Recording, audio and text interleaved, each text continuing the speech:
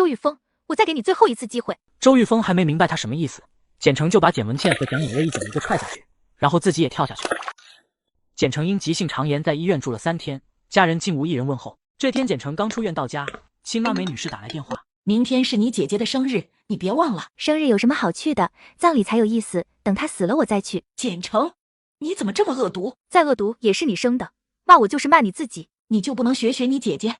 你姐姐听话懂事，从来不让我们操心。你姐姐学她什么？学她不要脸，学她鸠占鹊巢，学她没品没德，满嘴粪便，学她表里表气，蛇蝎心肠。简成，你给我好好说话。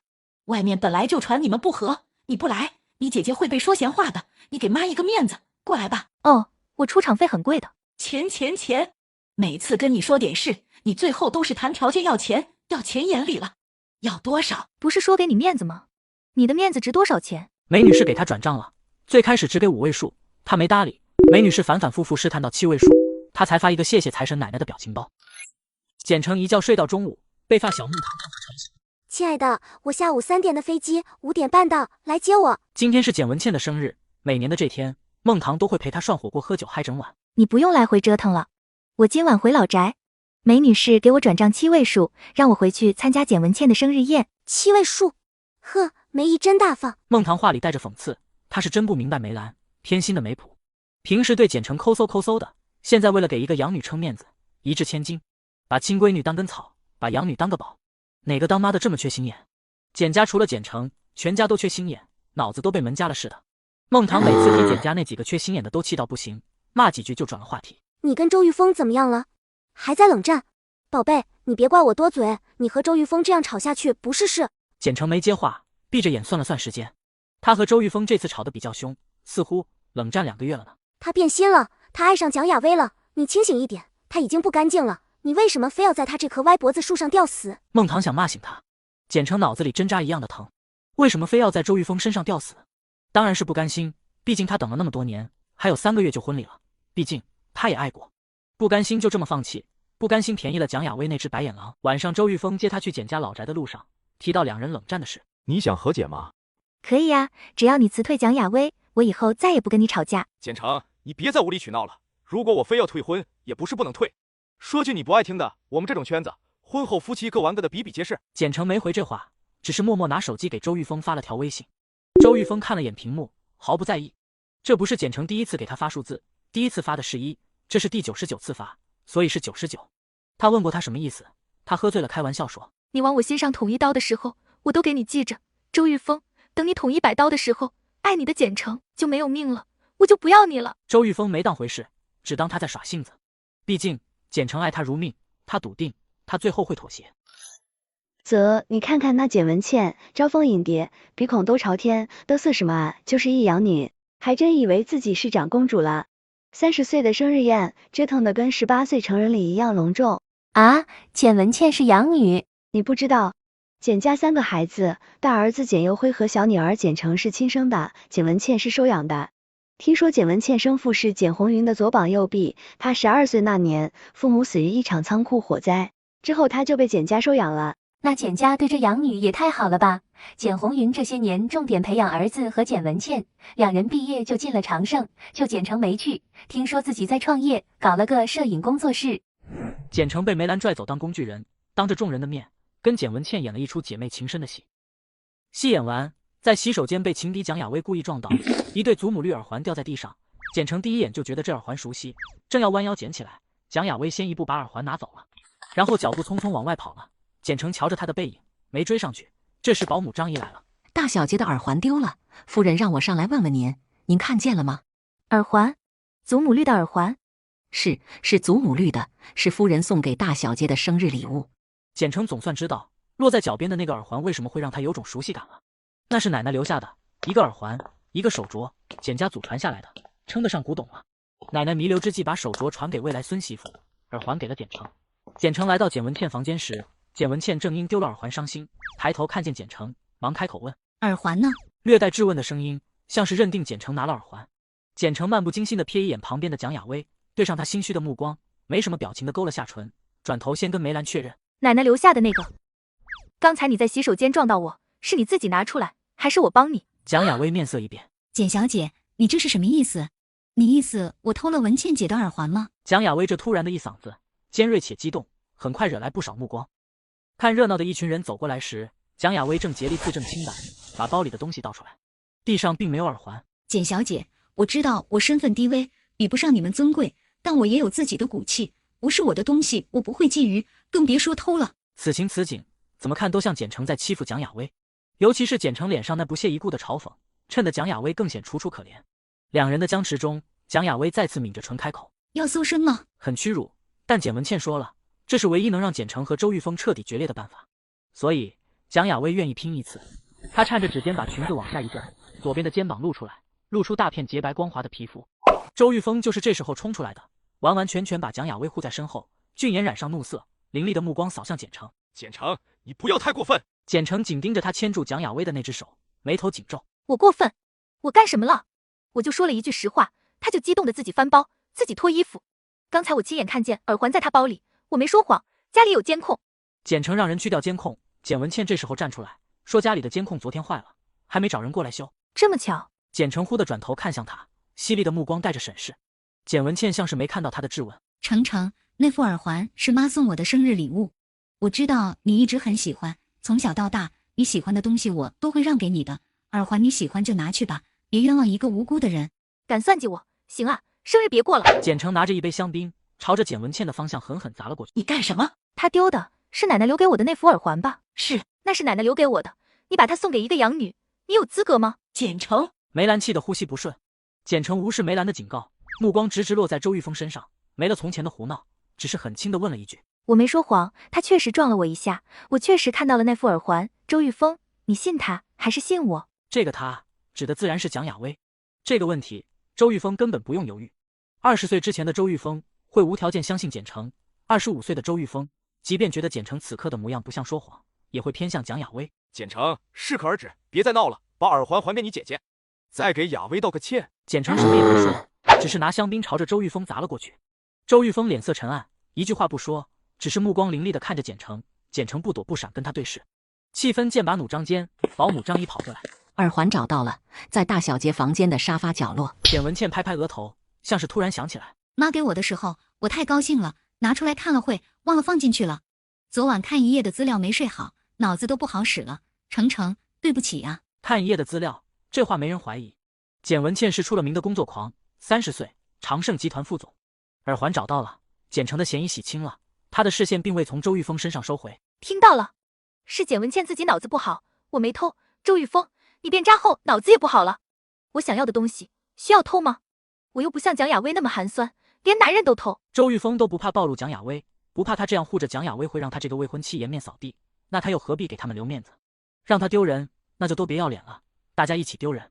周围的议论声越来越大，蒋亚薇因为那句连男人都偷，脸色苍白狼狈。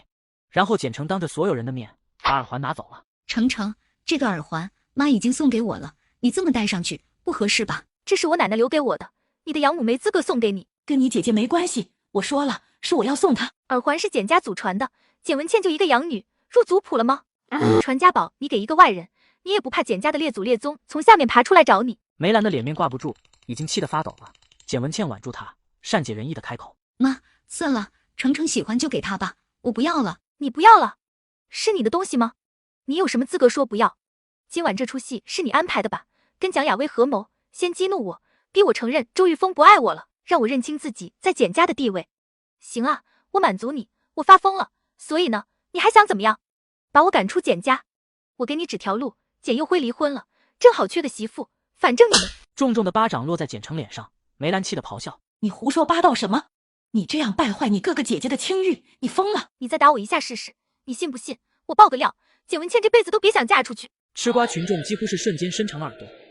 周玉峰蹙紧了眉头，觉得他今晚很不对劲。简城定定地看着他，眼眶已经红了。周玉峰，我再给你最后一次机会，真的最后一次了。然后在众人惊愕的目光中，一手抓住蒋亚薇，一手抓住简文倩，走向泳池。周玉峰还没明白他什么意思，简城就把简文倩和蒋亚薇一脚一个踹下去，然后自己也跳下去。这个女人明明是出了名的旱鸭子，不会游泳，还一脚踹一个，把会游泳的简文倩。他亲眼看着亲哥简佑辉把简文倩救上去，未婚夫周玉峰把蒋亚薇救上去。亲妈梅兰把披风给简文茜裹上，他们完全忘了不会游泳的自己。最后他被一个陌生男子救了上来，他浑身湿透坐在地上，水眸直勾勾地盯着周玉峰，不哭不闹。周玉峰察觉到一道视线，转头看过去，身子猛地一僵。若是以往，简成这时候早开骂了。周玉峰想到他刚才那句我再给你最后一次机会，突然感觉到从这一刻开始，有什么东西正悄然散去。几人收拾好后，简红云对简成劈头盖脸就是一顿骂。他注重脸面，今晚出这么大的事，脸都丢尽了。简成无视他的愤怒，拿手机发出一条消息。周玉峰的手机响了一下，他下意识抬头看简成一眼，然后拿起手机看。还不待他反应，简成的声音又响起：我不嫁周玉峰了，婚礼取消。你说什么？婚礼取消？简家人也齐齐看向简成，完全不可置信。只有简文茜很快收回目光，露出得逞的样子。周玉峰认定简成又在赌气。简成，你别再闹了。周玉峰，我离开5年，回来你就告诉我，你爱上蒋雅薇了，你想取消婚约。我不想放手，我求小叔帮我挽留。决定给你100次机会，你伤我1次，我就给你扣1分。现在100分扣完了，我完全确定了，你不爱我了，你想娶蒋雅薇，你娶吧，我给你们让路。简红云又打了简成一巴掌，简成没有大闹，只是出去打了个电话。秦卓哥，你能把周庭燕的手机号告诉我吗？周庭燕是周玉峰的小叔，叔侄的关系不怎么好。秦卓是周庭燕的发小，两人之间没什么秘密，简成没什么可隐瞒的。我想跟周玉峰取消婚礼。取消婚礼？秦卓以为自己听错了，又问了一遍，确定后沉默了少许，然后告诉旁边的男人，简家那小公主要跟你侄子解除婚约，想见你。周庭燕指尖微顿，沉默少许，让他来。秦卓给简成报了个地址。简小姐，请跟我来。简成坐上车后才发现车里还有一人，周庭燕。那张脸无可挑剔，鼻梁高挺，下颌线优越，连喉结都性感。简成拘谨地坐好，他平时的嚣张进退，恭恭敬敬地开口：小叔。其实周庭燕今年才32，只比他大8岁，按年纪他该喊声哥，但周庭燕是周玉峰的小叔，他一直跟着周玉峰叫小叔。去年周玉峰想取消婚礼，我求了您1次，您帮了我，我知道我这次不该再来麻烦您，但是我没办法了。我想跟周玉峰解除婚约，他忌惮您，不敢退。我也不给您添麻烦，您只要告诉周玉峰，您不会再干涉我们就行。周庭燕正要问今晚出了什么事，手机响了2下，有消息进来，秦卓发来的。我就说简成今晚肯定受了刺激，果然，你侄子真不是东西，平时装的人模狗样，还真在外面养人啊。紧接着是一段长视频，周庭燕看了简成一眼，以吸烟为由下车看了视频，知道他今晚受了莫大的委屈，担心他是一时冲动做的决定，让他回去冷静冷静。你回家好好睡一觉，如果明天醒来你还是想取消婚礼，再来找我。小叔，我决定来找您，就想得非常明白了。这婚我确定不要了，周玉峰我也确定不要了。你想清楚了，别后悔就行。谢谢小叔。周庭燕深色的眸光始终望着他，突然喊他一声简成。事不过3，我欠的救命之恩可以满足你3个愿望，你用了2个，还剩1个。还有这好事？一个救命之恩我都恬不知耻的找他2次了，他竟然还多给一个愿望。你把潘助理的手机号记下，想好要什么就给潘助理打电话。第3次机会，你要什么都可以，再过分都没关系，只要你提，我都会答应。好，谢谢小叔。等简成回神的时候，车里已经没有周庭燕的身影。随后潘助理把简成送回家，临走之前想起了周庭燕交代他的话。简小姐，长盛集团的简副总对我们周总有不该有的心思，周总直面拒绝过，他似乎没放弃。简文茜喜欢周庭燕？不会吧，简文茜不是喜欢简佑辉吗？简文熙变心了？其实今晚我以为你会用救命之恩要求周总娶你，如果你嫁给周总，你就是周玉峰的长辈，他见了你得恭恭敬敬喊你一声小沈，你想怎么收拾他都可以。第2，你嫁给周总就是找了江鱼最大的靠山，以后没人敢欺负你。第3，你嫁给周总就是抢了简文茜喜欢的男人，没有比这个报复更爽了。简董事长和简夫人也不敢再偏心。潘宇的话瞬间打通了简成的任督二脉。对啊，我怎么没想到，成为周玉峰的长辈，用长辈的身份整死他，抱住江鱼最粗的大腿，无人敢欺。抢简文茜喜欢的男人，无论哪一条都爽死了。但是周庭燕怎么可能娶我呢？我是差点成为他侄媳妇的女人，他这样的男人，我可不敢觊觎。孟棠得知生日宴的整个过程，差点气出心脏病。简文茜到底有完没完？她想得到的都已经得到了，怎么还不放过你？简文茜从小嫉妒你，什么都跟你争，整个江鱼没有比周家更好的了。她嫁谁都比不过你，所以就费尽心思的拆散你们。你跟周玉峰决裂，她不知道怎么得意呢。我以前怎么劝你都不听，这次是真的放弃吗？真的不会再后悔？再不清醒，再执着强求，早晚有一天我会变成连自己都痛恨的样子。所以结束吧，放过周玉峰，也放过我自己。孟棠抱了抱他，突然转移话题。你说周庭燕给你3次机会，你用了2次，她还欠你1次。她说无论什么事都可以，对吗？是。你明天就去找周庭燕，你告诉她救命之恩应该以身相许，你让她娶你。小叔，你缺老婆不？周庭燕跟简成谈完后，拿手机给周玉峰发了个消息：明早8点，公司见，带上蒋雅薇。周玉峰把蒋雅薇送回家，才看见周庭燕给他发的消息。他第一反应觉得肯定是简成告状了，立马打了过去。小叔，是简成跟您告状了吗？简成说了雅薇的坏话，对吗？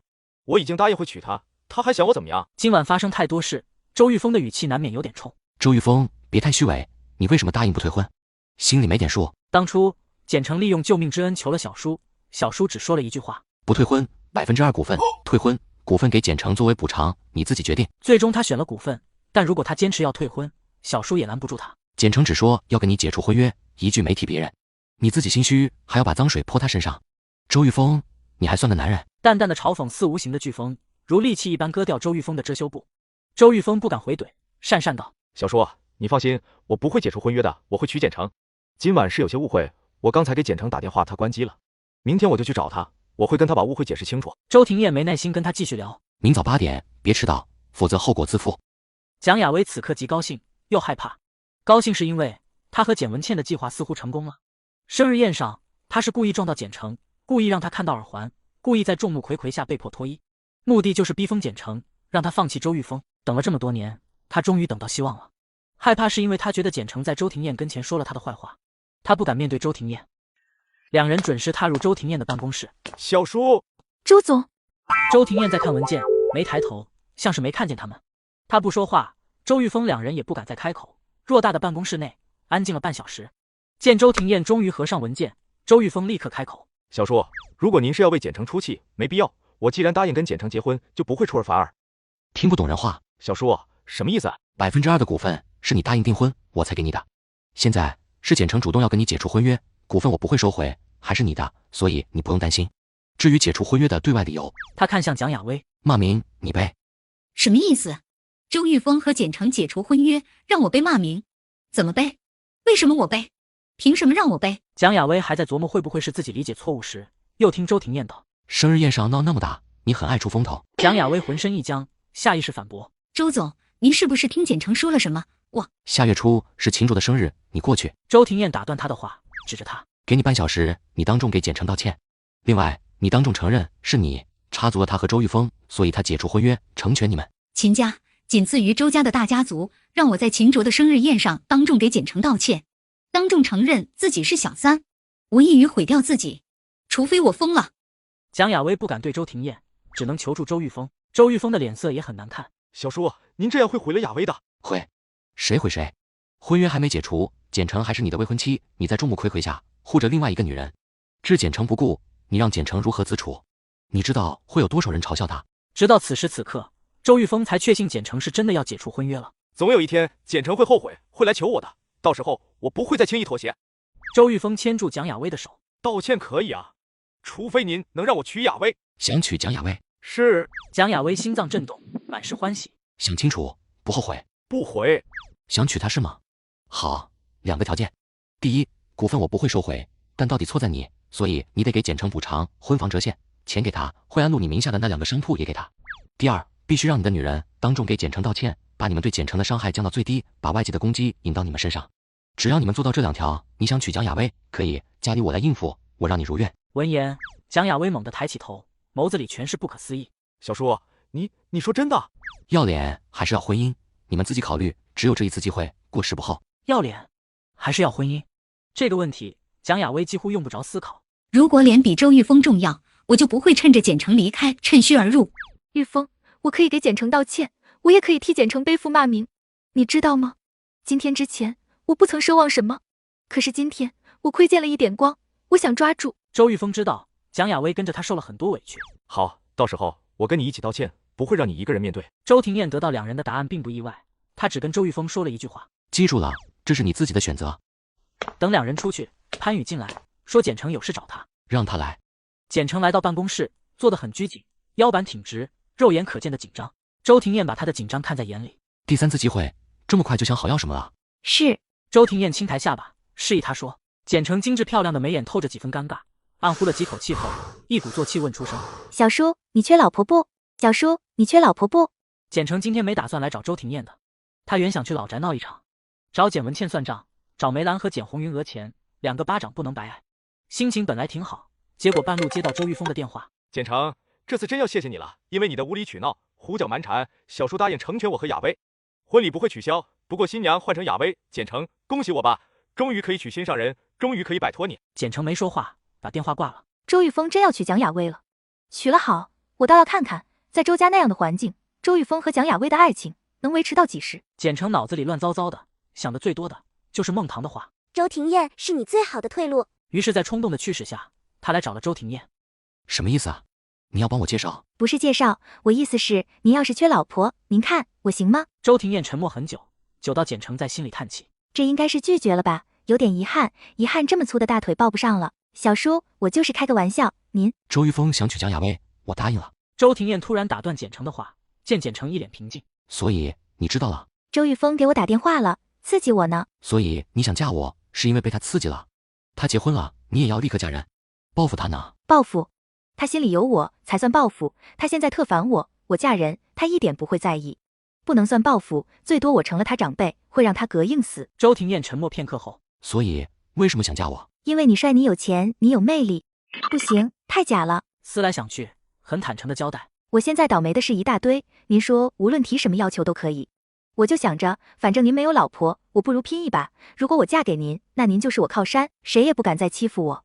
我知道这个要求很过分，您若是不愿意，可以直接拒绝，没关系，我换一个。如果换，你想换什么？果然，这个要求太过分了。那您能让周玉峰把婚房卖了吗？婚房是我选的，装修也是我设计的，费了很大功夫。如果蒋雅薇住进去，我膈应。婚房我已经让他卖了，那我再换一个。那就第一个吧。我说过，无论什么要求都可以，就会遵守承诺。我没有老婆，也没有女朋友，你想要周太太的位置，可以，我给你。啊，小叔，您真的想好了？您别开玩笑啊，我这人玻璃心，您要是出了门就不认账了，我得哭死。我对你说过的话都算数，不过有个条件，你知道我和周玉峰的关系，逢年过节是要在一张桌子上吃饭的。如果你嫁给我，你就是他小婶了，见了面你不觉得尴尬吗？如果你有办法解决这个尴尬，我就娶。毕竟婚姻不是儿戏，他的心还在周玉峰身上没收回，万一他后悔了呢？所以给他足够的时间想清楚。周玉峰妈妈得知周廷艳同意解除婚约后，立马开了记者发布会，没多做解释，只说婚约解除，婚礼取消。当天，简成的手机被梅兰和简红云连番轰炸，让他立刻回老宅。正好在老宅受的气还没还回去，简成慢悠悠的进门。肯定是那天晚上你做的蠢事，把玉峰惹恼了。都订婚了，你说你在意一个外面的女人干什么？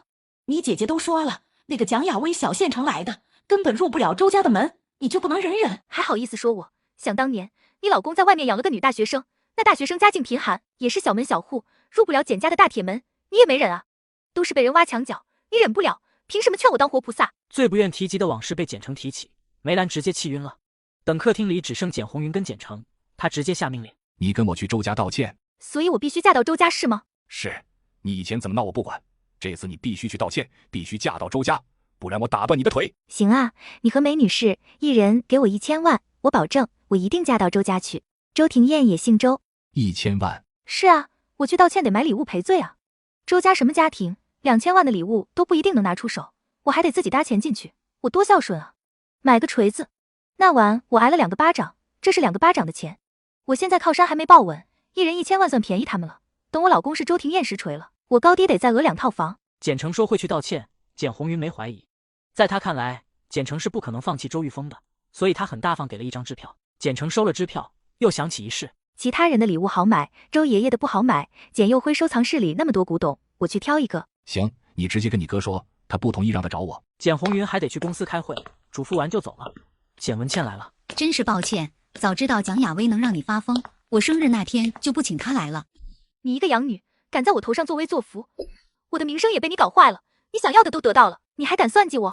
我给你脸了是不是？简成，你疯了！疯了？你不就是故意把我逼疯吗？如你所愿，你还不高兴？你怎么那么难伺候？你不想让我嫁到周家去，是因为你不想我比你嫁得好。可怎么办呢？我随便嫁都会比你嫁得好，为什么呢？因为你和简佑辉的那些破事，只要一见光，你就嫁不出去了。你怎么怎么知道你和简佑辉的破事？呵，我不但知道，我还知道你一边吊着简佑辉，一边觊觎周庭燕。事实上，简佑辉和简文倩那档子破事，简城没见过，他是听钱嫂子说的。钱嫂子亲眼目睹了简佑辉出轨，被气到流产，他想曝光，简佑辉跪下来求他，因此他要跟简佑辉离婚。动静很大，惊动了简佑辉。简佑辉冲过去，挥手就要打简城，简城仰着脖子让他打。关键时刻，简文倩拉住了简佑辉的手，他不想阻止，但不能不阻止，因为简城威胁他了。从现在开始，你再惹我一下，我就把你和简佑辉的事在网上曝光。简文倩现在脑子很乱，只知道现在最好别惹简城。简佑辉不知道发生了什么事，但简文倩阻止，他只能暂时压住火气。然后简城在他收藏室选了个清钱年间的砚台，又顺带搬走了他费尽周折花大价钱才拿到的和田玉茶具。简佑辉肉疼，简城临走又踹他两脚。谁让你那天不救我？我才是你亲妹妹，拿你2件东西解气，不服就憋着。简佑辉，我知道你和简文倩的事，你最好别自寻死路。要么你俩出国，滚出去双宿双飞，永远别回来；要么你赶紧跟他断了。如果因为你们这2颗老鼠屎，连累奶奶死后还被人戳脊梁骨，我会弄死简文倩，再把你活埋，你好自为之。老公，我昨天晚上从台阶上摔下去的时候吓死了，我以为再也见不到你了。发布会召开的时候，周庭燕在外省出差，回来得知后第一时间给周玉峰打去电话。记者会是什么意思啊？把我的话当耳旁风？周玉峰，你胆子不小。小叔，真不是我，是我妈。周玉峰实在无辜，他现在还没猖狂到正面跟小叔作对。发布会的确不是他开的，是他母亲瞒着他召开的。周庭燕知道周玉峰没说谎，因为他现在想娶蒋雅薇，不可能在婚前得罪他。周庭燕给简城打了个电话。还好吗？没事，我知道会有这一天，早就做好心理准备了。旁人怎么说我也不在意，我脸皮厚，谁爱笑谁笑，最好嘲笑声再大一点。等我嫁给你，我就拿着结婚证去砸他们的脸。行，状态挺好，应该没事。简城确实没被发布会影响，因为现在他满脑子都是怎么解决嫁给周庭燕后跟周玉峰在同一张桌子上吃饭的尴尬问题。还剩1周就是秦卓的生日，蒋雅薇陷入了焦虑。当众承认自己是小三，承认自己插足别人的感情，就像被扒光了衣服凌迟。他晚上开始做噩梦，梦见自己被嘲讽，周玉峰也嫌弃他，弃他而去。梦境太真实，蒋雅薇几乎精神崩溃，她给简文倩打电话求救。你有没有办法？我不想当众把自己的自尊踩地下，我快疯了。简文倩最近也焦虑，简城知道了他和简佑辉的事，他自己也烦躁，不过还是给他出了主意。办法有一个，就是你得遭点罪。简城和孟棠到了会所。怎么样，惊不惊喜？这都是姐姐千挑万选的。今晚蒋雅薇说的每一句话都会被他们散播出去，最多明天中午蒋雅薇狼心狗肺挖你墙角，周玉峰喜新厌旧劈腿秘书的事就会被传得满城风雨。现在已经过了12点，还没见蒋雅薇人影，他们不会怂了吧？不会，蒋雅薇为了能嫁给周玉峰，她什么事都做得出来。现在好不容易有个机会，对她而言，机会比脸重要。也是，我去洗手间，你在这等蒋雅薇吧。如果她不怂，也快来了。孟棠走后，一个女士走过来，说外面有人找她。今晚会所2楼被包场，能进到2楼，说明是拿到邀请函的人。她按着那人说的地方去了。瞧见蒋雅薇时，简城愣了一下。来了不进去，把我引过来，你想干什么？今晚这场子是周庭燕为你搭的，我能干什么？我只是想求你，能不能放过我，别让我上去行不行？我可以在这里给你跪下。没想到秦卓今晚会请来这么多人，当着那么多人的面承认自己是插足者，谁都会疯的。所以他决定用简文倩教给他的法子。我都解除婚约成全你了，你但凡懂事点，就该主动给我跪下磕头。你非但不感激，还把自己的锅砸我身上。是你想嫁周玉峰，所以你才答应周庭燕的要求。你现在什么意思？想嫁还不想兑现承诺？你知道为什么你一再背着周玉峰向我挑衅，我总是一次次的容忍你吗？是因为在我和周玉峰这件事上，我最怨的是周玉峰。你凭本事上位是你的能力，现在我和周玉峰解除婚约，我跟他的恩怨没了，接下来就是我跟你算账的时候了。走吧，等着你的道歉压轴呢。简城，我给过你机会了，是你自己不要。干嘛呀？这是傻子吧？不疼吗？搞碰瓷呢？我是掉进蒋雅薇的局了，反正人不是我推的，我没什么好怕的。转身就要走，突然想起，如果我失忆，不就可以解决那个尴尬问题了吗？我真是个天才。随后简城走到台阶处，深呼2口气，抬脚踩空。蒋雅薇先醒了，听说简城还昏迷着，眼泪哗啦啦的往下流，万分自责，非要过来看看他。周玉峰只能找了个轮椅推着他过来。谁让你们进来的？滚！孟棠，我只是想来看看简城怎么样了，毕竟他这样，我也有责任。肯定是你把简城推下去，然后你自己又跳下去。不是，确实是我让人把简城叫出来的。毕竟是当众道歉，我太紧张了，就想着能不能私下解决。见到简城后，我跪下求他，想让他网开一面，能不能别让我上台了？他不同意，还掐我的下巴，说会狠狠报复我和玉峰。说这只是开始，他越说越激动，后来直接发疯，失手把我推下楼梯了。之前生日宴毫无预兆的把我和文倩姐踹下水，这次突然把我推下楼，不奇怪。蒋亚薇，你的话我一个标点符号都不信，你最好祈祷简城没事，不然我饶不了你。我没说谎，我说的都是真的。我知道是我对不起简城，虽然是他把我推下去的，但我不怪他，我就是想确定他没事。孟棠，亚薇能过来是因为她善良，简城把她推下来已经犯法了。犯你妹！楼道里没有监控，蒋亚薇说什么就是什么呀。周玉峰，你个混蛋，你跟简城一起长大，他什么人你不知道？他会故意害人性命，渣男！还有你个白眼狼，高中的时候你一个乡巴佬，在学校被各种欺负，谁帮的你？谁给你交的学费？你被人孤立，谁把你当朋友？全是你的再生父母简城，你倒好，趁他不在勾搭她男朋友，你就是这么报答他的。蒋亚薇最不愿提及的就是高中，高中时期的她是完完全全的丑小鸭，卑微到骨子里。玉峰，我不太舒服，我们回去吧。周玉峰被孟棠劈头盖脸骂一通，怒火正旺，冲着孟棠讽刺道：我是渣男，秦卓就不是。你们订婚之前他身边女人不断，你们订婚后他也流连花丛，他可比我渣多了。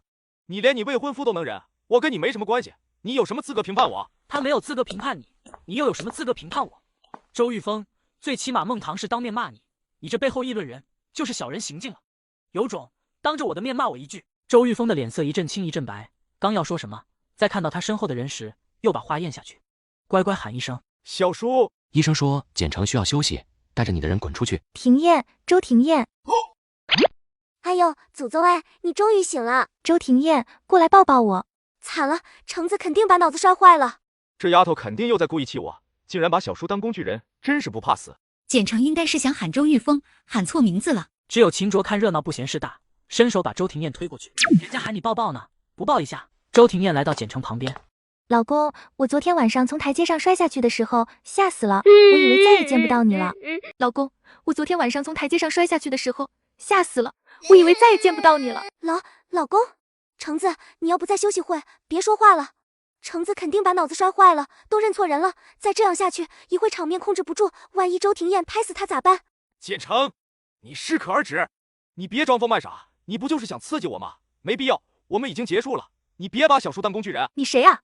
你才有病，我又不认识你，我刺激你干嘛？你闭嘴！周庭燕低头看向怀里的简城，任由他抱着。周庭燕，我是谁？我今年多大？32，你连自己多大都不知道。你喊我老公，我们结婚了吗？没呢，订过婚了，过了年就结婚了。你今天的问题怎么都这么奇怪？最后一个问题，周玉峰是谁？周玉峰？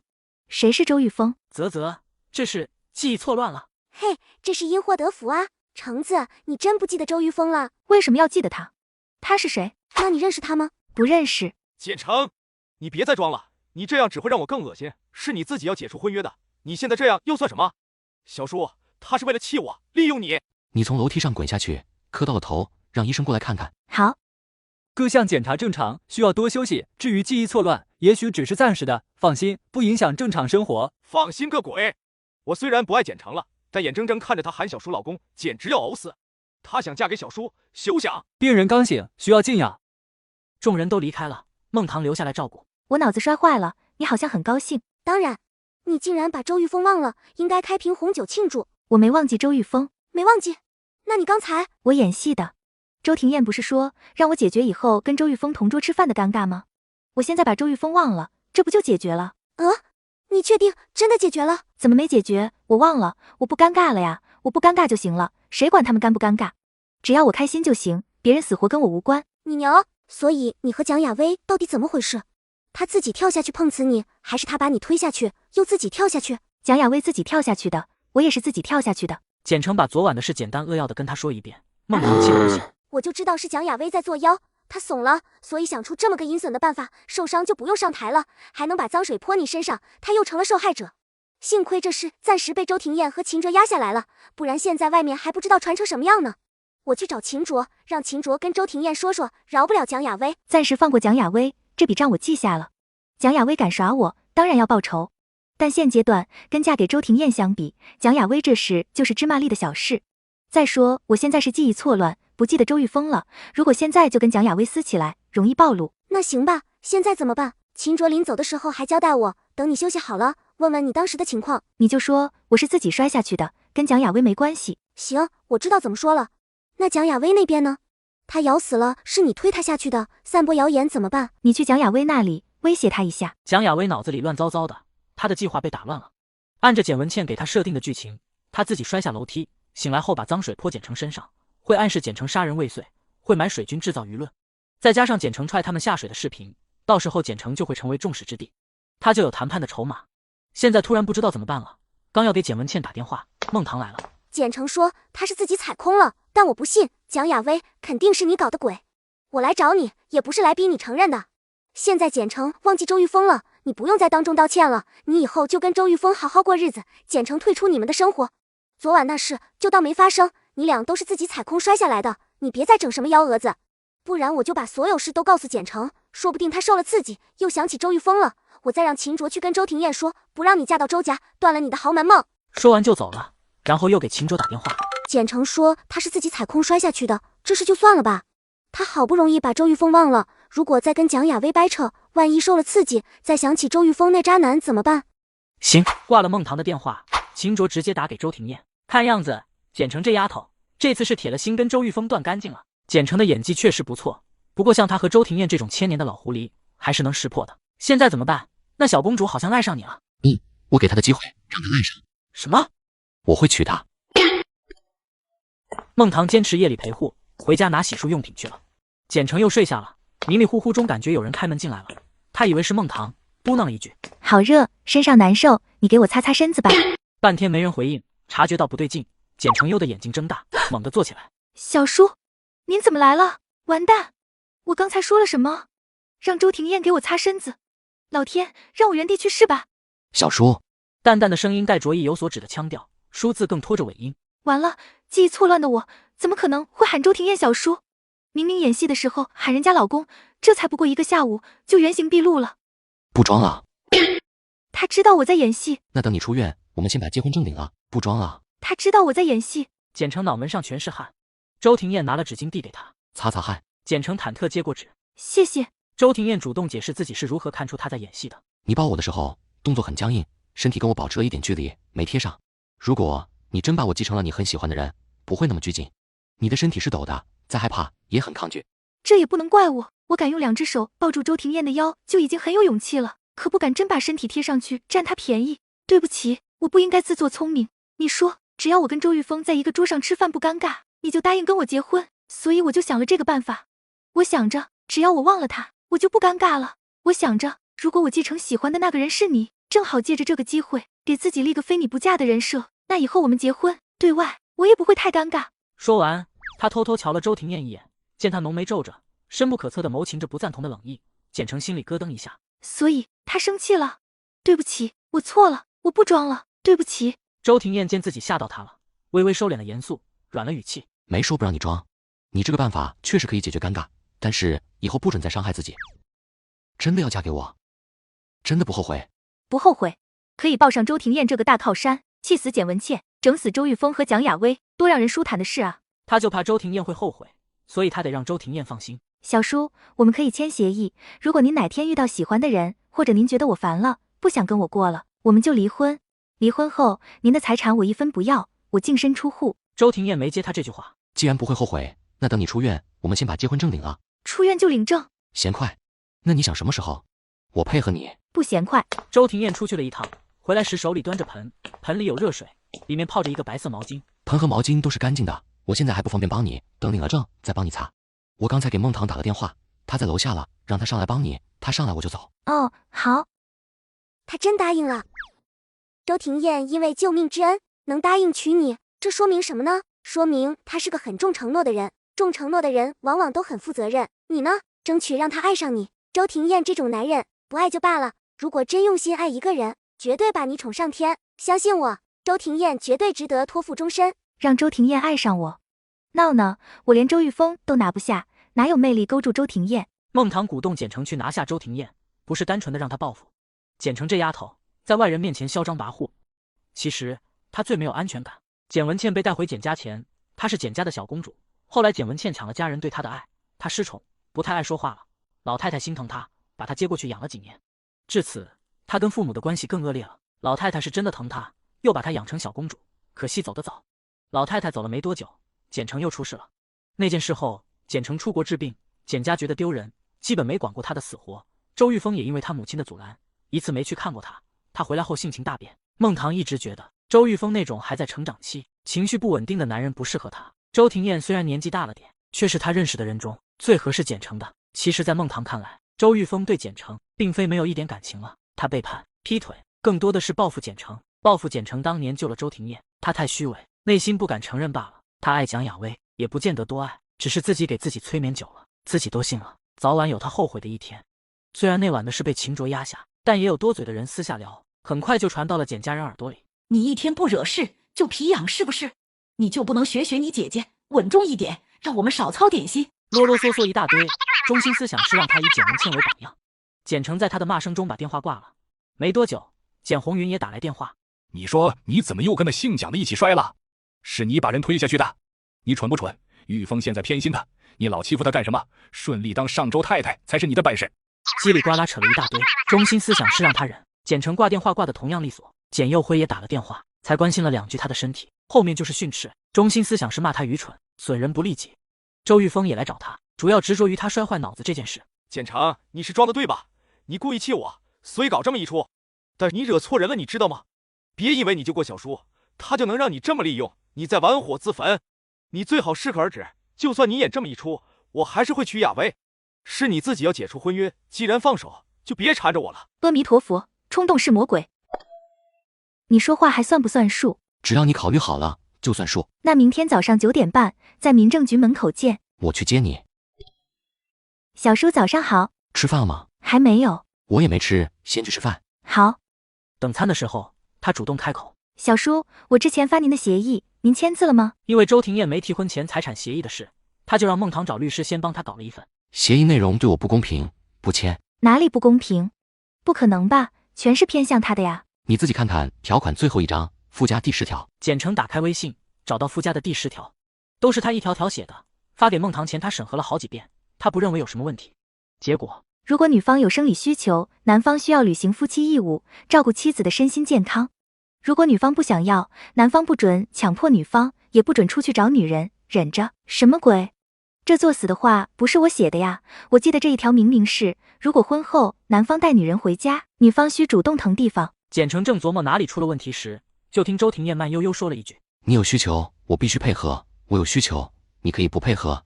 简城，这公平吗？”当然不公平。问题是这条不是他写的，也肯定不是周庭燕改的，那只有一种可能了。简城截图，翻开孟棠的聊天框，发过去问他怎么回事。那个有点误会，我回去改一下，再重新发你。没事，我是觉得那句话不像你写的，所以才提醒你一下。至于夫妻义务，我尊重你，如果你不愿意，我不勉强；如果你觉得可以，我配合。所以这条不用改。可是这对你不公平。夫妻义务，其实如果他真有需要，我也不是不可以。是对你不公平。除了这个第10条，其他都是为我的利益考虑，是我占了便宜，所以我没签。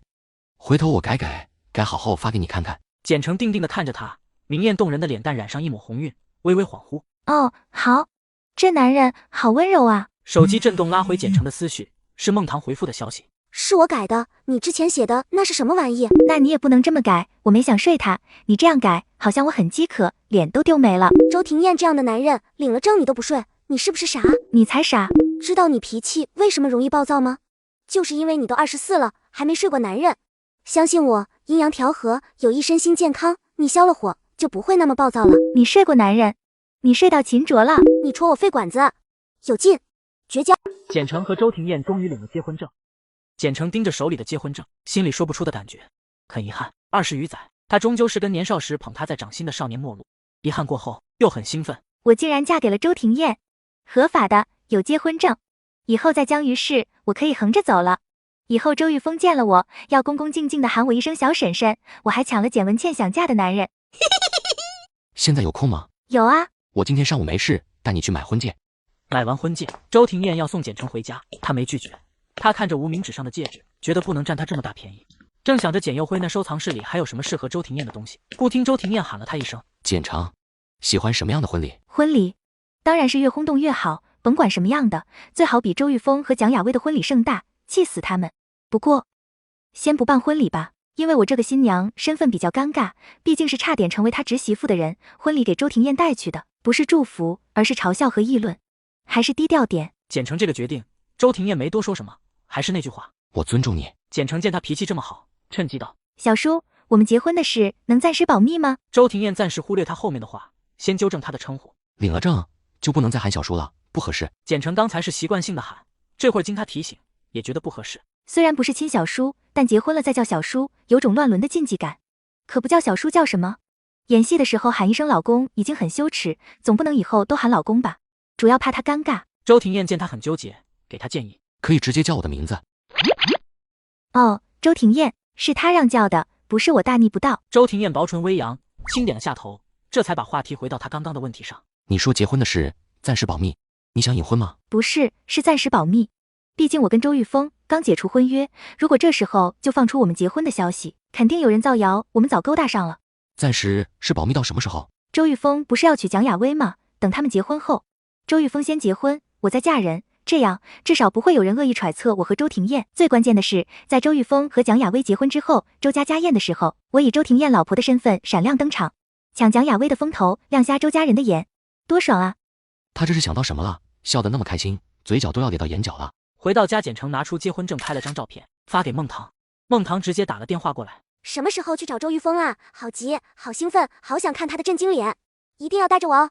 我要前排看戏。”兴奋先憋着，我和周庭燕暂时不公开。他简单解释了下，孟棠听了也觉得等周玉峰结婚后再公开合适。行，那我先忍忍哈。我现在正在跟我未来婆婆逛街，我准备给你买2套贼性感的睡衣，你穿给周庭燕看。我证都领了，周庭燕跑不了，你还是自己穿，迷死秦卓，早点领证啊！你又戳我肺管子，绝交！周庭燕下午一直在公司开会，得闲的时候翻开简成发给她的婚内夫妻条例，看到同居2个字，突然想到什么，把潘宇叫过来。我和简成领证了。啥？领证了？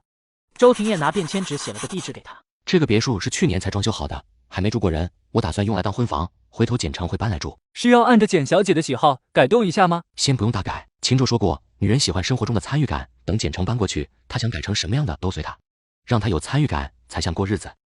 简成是摄影师，应该需要一间暗室，你找设计师去看看，挑个合适的房间给他用，另外再腾出一间书房给他。嘱咐完提醒一句：我和简成领证的事暂时不公开。明白。秦卓最近被家里逼着尽快跟孟棠结婚，烦得很，为排解愁绪，喊人去会所打牌。周庭燕迈着长腿走进来，把手里的2瓶酒放桌上。这2瓶酒秦卓知道是周庭燕藏了10几年的酒，一直搁在国外庄园的酒窖，2瓶酒抵上1辆车的钱。今天是什么大日子吗？开这么好的酒？今天结婚，高兴。不止今天高兴，简成还在医院的时候，他就让人把酒空运过来了。你结，后面的话还没说出来，就被周庭燕捂住了嘴。先保密。你说今天很烦，我就跟你说个好消息，让你也高兴高兴。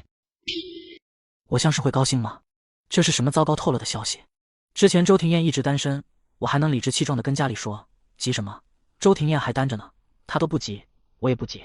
现在周庭燕都结婚了，挡箭牌没有了，家里知道后不得催死我。保密好，一定要保密。所以你跟谁结婚了？简成？简成差点成了你侄媳妇，你敢娶她，也是有勇气。半杯酒下肚，秦卓悠悠叹口气，你说实话，你是不是还喜欢那丫头？周庭燕曾经对简成动过心，这事只有秦卓知道。事实上，简成对周庭燕不止一次救命之恩，周庭燕一直记着。简成对周庭燕而言，就像是拨开她灰暗人生的一束光。可惜，简成满心满眼都是周玉峰，所以他的感情从来不敢流露分毫。秦卓的问题，他认真想了一会才回答。那天他来会所找我，眼睛和脸都肿了，我当时就有个念头，想娶她，想光明正大的护着她。以前他不来找我，我不能主动帮他，因为我身份尴尬。周玉峰母子恨我，我多帮一点，他们会把怨气发泄在简成身上，所以我只能看他受委屈，以后就好了。我娶了她，她是我的妻子，我可以名正言顺的护着她，给她撑腰。你问我对她的感情，这么说吧，她甚至不需要说话，只要她给我一个委屈的眼神，我就想把什么都给她。婚姻而已，她就算要我的命，我也给。我们要度蜜月吗？你不要婚礼，蜜月不能再省略。简成独自坐在飞往芬兰的飞机上，想起了高中时候的事。听说一起看过极光的恋人能得到永恒的爱情。橙子，等高考结束，我们一起去看极光吧。我特意买了个相机，先练习练习，等去看的时候把你拍得美美的。后来相机基本在我手里，我拍他拍多了，技术比他好。他还开玩笑道：“橙子，你以后可以考虑当个摄影师，你拍的照片真好看。”因为这句话，我真走上了摄影这条路。那时候我还想跟他一起去看极光，还在为两人的以后做最后努力。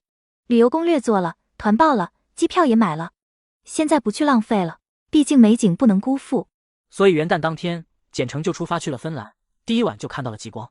回来后给周庭燕发消息：“晚上有空吗？”“回来了。”“回来了。你晚上有空吗？我请你吃饭。”“有空。”周庭燕在他对面的位子坐下。“等久了。”“没有很久，这家店味道不错，但是人多，上菜速度慢，所以我提前问了潘助理你的喜好，帮你点好了。”“去哪玩的？玩得开心吗？”“去芬兰看极光了，挺开心的。”“极光好看吗？我还没看过。”“好看，我拍了很多照片，也有视频，我发给你。”“现场是不是更震撼？”“当然。”“我也想在现场看，蜜月的时候再去一次。”“好啊，蜜月，我们要度蜜月吗？”“你不要婚礼，蜜月不能再省略，不然太委屈你。回头你选个时间去哪里你来决定，提前通知我就行，我把时间空出来。”“挺不好意思的，明明这婚是我厚脸皮求来的，明明委屈的是他，怎么他老觉得我委屈？我不委屈，我……”“简成，你年轻、漂亮、聪明、有才气、优秀，你值得最好的，配得上最好的。我呢，年纪比你大了8岁，性格比较闷，不浪漫，生活单一乏味，自身优点实在不多，是有点钱，但你不缺钱，你不图钱。如果不是我在周家说话有点用，你肯定看不上我。所以你嫁给我是你委屈了，你不要总觉得自己欠了我，你不欠我，所以放松一点。”简成的话哽在喉咙，心里有说不出的异样情绪，一时不知道该说什么。这就是独属于成熟男人的魅力吗？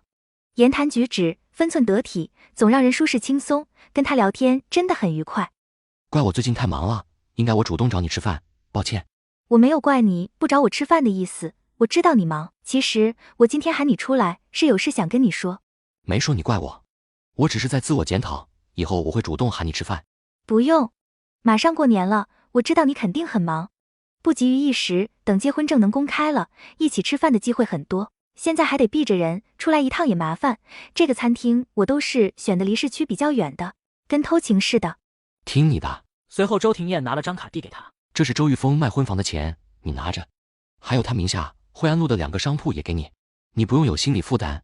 当初他同意订婚，我给了他股份，他因为你得到的利益远远比这多。这钱不是他对你感情的赔偿款，是他用你获得股份的利息，你该得的。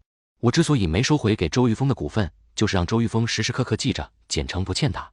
行吧，以后把卡里的钱都花在周庭燕身上，也不算亏心。你刚才说有事找我？对，我现在不是记忆错乱吗？马上过年了，我打算年前把这事闹大一点。我摔坏脑子，把周庭燕认成周玉峰这事，目前为止外面还没人知道。我要开始发疯了，我要在众目睽睽下狂追你，让所有人都知道我摔坏脑子了，把你当成周玉峰了。我追你的时候会尽量选在人多的时候，你一定要对我很不耐烦，让大家觉得是我死皮赖脸缠着你，你很无奈。等周玉峰结了婚，你就对外称我对你有救命之恩，我闹着非你不嫁，你迫不得已娶我，这样就不会有人攻击你了。我不赞同，我打算等过了年，我追你。从答应会娶她开始，我一直都是这么打算的，高调的追她，高调的求婚，给她足够的体面。不行，我跟周玉峰纠缠那么多年，才刚闹掰，你就追我，会有很多人嘲笑你。但如果是我利用救命之恩，死乞白赖的缠着你，你得到的是同情，而非嘲笑。反正咱俩结婚，总会有一场暴风雨，我一个人淋雨就行了。简成，你不要只为我考虑，我要娶谁，没人敢说什么，就算有人管不住嘴巴，也不敢在我跟前嚼舌头，你多为自己考虑。我没关系的，他们说什么我都不怕的，我脸皮厚。我高中，你知道那件事吧？我那时候都被逼成神经病了，都没在意过那些谣言和嘲笑。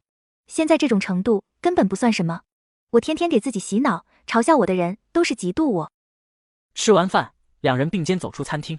简成偷瞄他一眼，见他脸色温润，就把刚才的事又提了一遍。这次听我的好不好？按我的节奏来，求你了。他用了求。周庭燕看着他，沉默很久，才抬手压压他发顶的头发。下不为例。当年高中那件事，差点毁了简成。那天晚上，简成跟他爸妈大吵一架后跑出去，路上被人绑了，绑匪把他卖给了人贩子，人贩子转手把他卖进了山里。半个月后，他跑进了一个县城的派出所，当时他遍体鳞伤，有些伤口都露骨头了。没有人知道他那半个月是怎么过的，也没人知道他是怎么逃出来的。他闭口不谈，谁也问不出来。他一口咬定绑匪是简文倩的人。他说昏迷之前听到绑匪说是他们家养女害他，后来警方介入，人抓到了。可那人说根本不认识简文倩，也没说过那些话，没有任何证据能证明简文倩参与了。自此，简城见了简文倩就发疯，整个人濒临崩溃时，外面谣言四起，说简城被卖进了山里，足足被困了半个月，不管怎么逃出来的，清白肯定是没了，肯定被糟蹋过了。简城的父母虽然第一时间处理那些恶毒的谣言，但是他们信了，周玉峰也信了7分。于是简城一个人跑去了医院，做了处女膜完整的检查。可即便这样，那些躲在暗处看热闹的人依旧没放过他。他们质疑那张证明的真假，用手术修复，恶毒的揣测他造假。最后简家强行把简城送出国后，谣言才渐渐消停。可惜我在国外知道时已经晚了。听到秦卓告诉我的真相时，我是完全相信简城的。我想回去帮他，但我还没接手金秀集团，我一身的麻烦，自顾不暇。就算能回国，也什么都做不了。曾经遭遇过的一场人为车祸，让我有意放弃周家内部的夺权争斗。可简城的这次出事，让我改变了想法。纵然不能明着爱他，我也要给他留一个退路。他想嫁给周玉峰，那我就成为周家的掌权者，借着救命之恩当他的靠山。他去治病，我给他找最好的医生，砸重金投资有利于他的新药研发。他想回国，我就帮他扫清那些谣言的毒瘤，让所有人不敢轻易触碰他的靠山。我不会主动触碰他的伤疤，我会等他愿意把心事向我袒露，愿意让我触碰。元旦假期过后，江于氏的上流圈子因为一件事炸开了锅。听说简家那位特别闹腾的小公主把脑子摔坏了，记忆错乱了，她把周庭燕当成周玉峰了，以为自己爱的人是周庭燕。听说简城最近一直追着周庭燕跑，到哪都跟着，还嚷嚷着非她不嫁，跟之前追着周玉峰一模一样。我去，那周庭燕也太可怜了吧，被她这样一个疯婆子缠上，跟苍蝇一样烦人。就是周庭燕真倒霉，偏偏欠她一个救命之恩，也不好直接把人打走。这事很快就传到了周玉峰那里。简城肯定是装的，他肯定是后悔解除婚约了，就利用小叔让我不痛快。心里憋着气，他决定找简城聊聊，警告他消停些。简城和发小周路在酒吧喝酒。橙子，你跟我小叔没有过去，更不会有未来。你和周玉峰的事，我是站在你这边的。本来听说你把周玉峰忘了很开心，没想到你又招惹上小叔了。万一这事真闹翻天了，难以收场的还是你。橙子，你不信别人，得信我啊！你真记错了，你跟我小叔以前都不说话的。你周路话还没说完，就被人从凳子上拽下去。刚要发火，抬头瞧见堂哥那张面无表情的脸。这渣男怎么来了？你到底要闹到什么时候？哥，你不是挺烦橙子缠着你吗？现在人家把你忘了，你应该高兴才对，别没事找事了。这是我和简城的事，你让开。你走远一点，别溅你一身血。最近呢，关于我们俩的传言，我也听了不少。总结下来就是，我们青梅竹马，订婚后你劈腿你秘书，我是你舔狗。知道你渣，还死缠烂打，意外从楼梯上摔下来，把脑子摔坏了，不记得你了，是这样吧？别装了，简城，你根本没有失忆，你是故意让我不痛快而已，记忆错乱。呵呵，你谁都没忘，独独忘了我，怎么可能呢？怎么不可能？每个人的脑子不一样，就像你脑子里装的全是屎，我脑子里全是知识。简城，你给我出来！他力气极大，握住简城的胳膊，把他拽下凳子。简城差点崴着脚，他扬起手狠狠甩在他脸上，随后脱下自己7公分的高跟鞋拿在手里，发了疯的追着他打。我把脑子摔坏了，忘了之前的事，不缠着你了，你可以许你的小情人了，不是皆大欢喜吗？我现在就是喜欢周庭燕，怎么了？你跟蒋亚薇不是确定婚期了吗？你不是说了吗？年后的婚礼不变，这是新娘从我变成了蒋亚薇，你都要结婚了，你又回来纠缠我干什么？继简城摔坏脑子后，简城在酒吧暴打周玉峰的事，又在圈子里掀起轩然大波。尤其是那句年后的婚礼不变，就是新娘从我变成了蒋亚薇，这话相当于简城直接替周玉峰和蒋亚薇官宣了。完了，周庭燕说过，她要在小年那天跟家里提周玉峰和蒋亚薇的婚事，我是不是耽误你事了？没有，我之所以特意选在小年，是因为这天周家几乎所有人都在，当众宣布蒋亚薇和周玉峰的婚事，让周玉峰的母亲亲口认下蒋亚薇这个儿媳妇，时时恶心她，让蒋亚薇记住婆婆给她的耻辱，让婆媳提前积怨，算是替简城出口气了。你做得很好，这几天你好好休息，后面的麻烦我来解决。虽然计划被打乱，但是没关系，我还有其他办法替简城出气。随后他又给周玉峰打电话，晚上7点带着蒋亚薇回老宅。酒吧的事我知道了，听说简城打周玉峰的时候，你还帮简城了，所以简城和周玉峰，你站简城。没错，我确实帮了。谁让堂哥后来躲得太快，简城都打不到，所以我冲上去拉偏架了。我抱着堂哥让简城打。是，虽然周玉峰是我亲哥，但我跟简城也是从小一起长大的。简城是什么人，我很清楚。是堂哥对不起他。莫非小叔最近被简城缠烦了，开始兴师问罪，连我这个帮忙的也得被株连？胡思乱想时，又听小叔开口：“我这有辆跑车，挺适合你，送你。晚上7点记得回老宅。”他还来不及说话，电话就挂了。小叔抽什么风？怎么突然送我东西？怎么知道我喜欢跑车？不管了，小叔送的跑车，那绝对是限量级的，绝对是我搞不到的，不要白不要。周庭燕送礼给周路，自然有自己的打算。他跟简城关系好，从现在开始，我得把那小子变成自己人。我是长辈，简城嫁给我也成了长辈，有时候说话得注意身份，不能骂脏话。但周路可以。周玉峰、蒋亚薇，周家那些被宠坏的小辈，周路跟他们是平辈，谁欺负简城，周路可以帮简城骂回去，打起来都没关系。晚上7点，周家老宅，周玉峰牵着蒋亚薇刚进来，蒋亚薇左脸挨了一巴掌，打他的是周玉峰的母亲曹英。你个贱人，我还没找你呢，你竟然敢自己送上门！蒋亚薇是曹英的眼线，但凡简城联系或者去找周玉峰，蒋亚薇就会跟他汇报，他会找借口把周玉峰喊走。后来他也没有阻拦蒋亚薇对周玉峰的心思，甚至还助攻。简城和周玉峰解除婚约后，他开始卸磨杀驴了。他想让蒋亚薇辞职，给他一笔钱，让他离开周玉峰。蒋亚薇表面答应，实则在等周庭燕兑现承诺。阿姨，您听我解释。解释？你解释什么？当初你怎么答应我的？你说你会离开玉峰，你说让我放心，你就是这么让我放心的。原本蒋亚薇说会离开玉峰，他是信了的。可周庭燕给他打电话，说蒋亚薇连婚纱都订好了的时候，他才知道自己被骗了。周玉峰没想到向来优雅端庄的母亲，会当着这么多人的面动手。眼见母亲把蒋亚薇的脸都挠破了，他赶紧握住母亲的胳膊。曹英怒火更高涨，你还敢护着他？曹英再次朝蒋亚薇扑过去。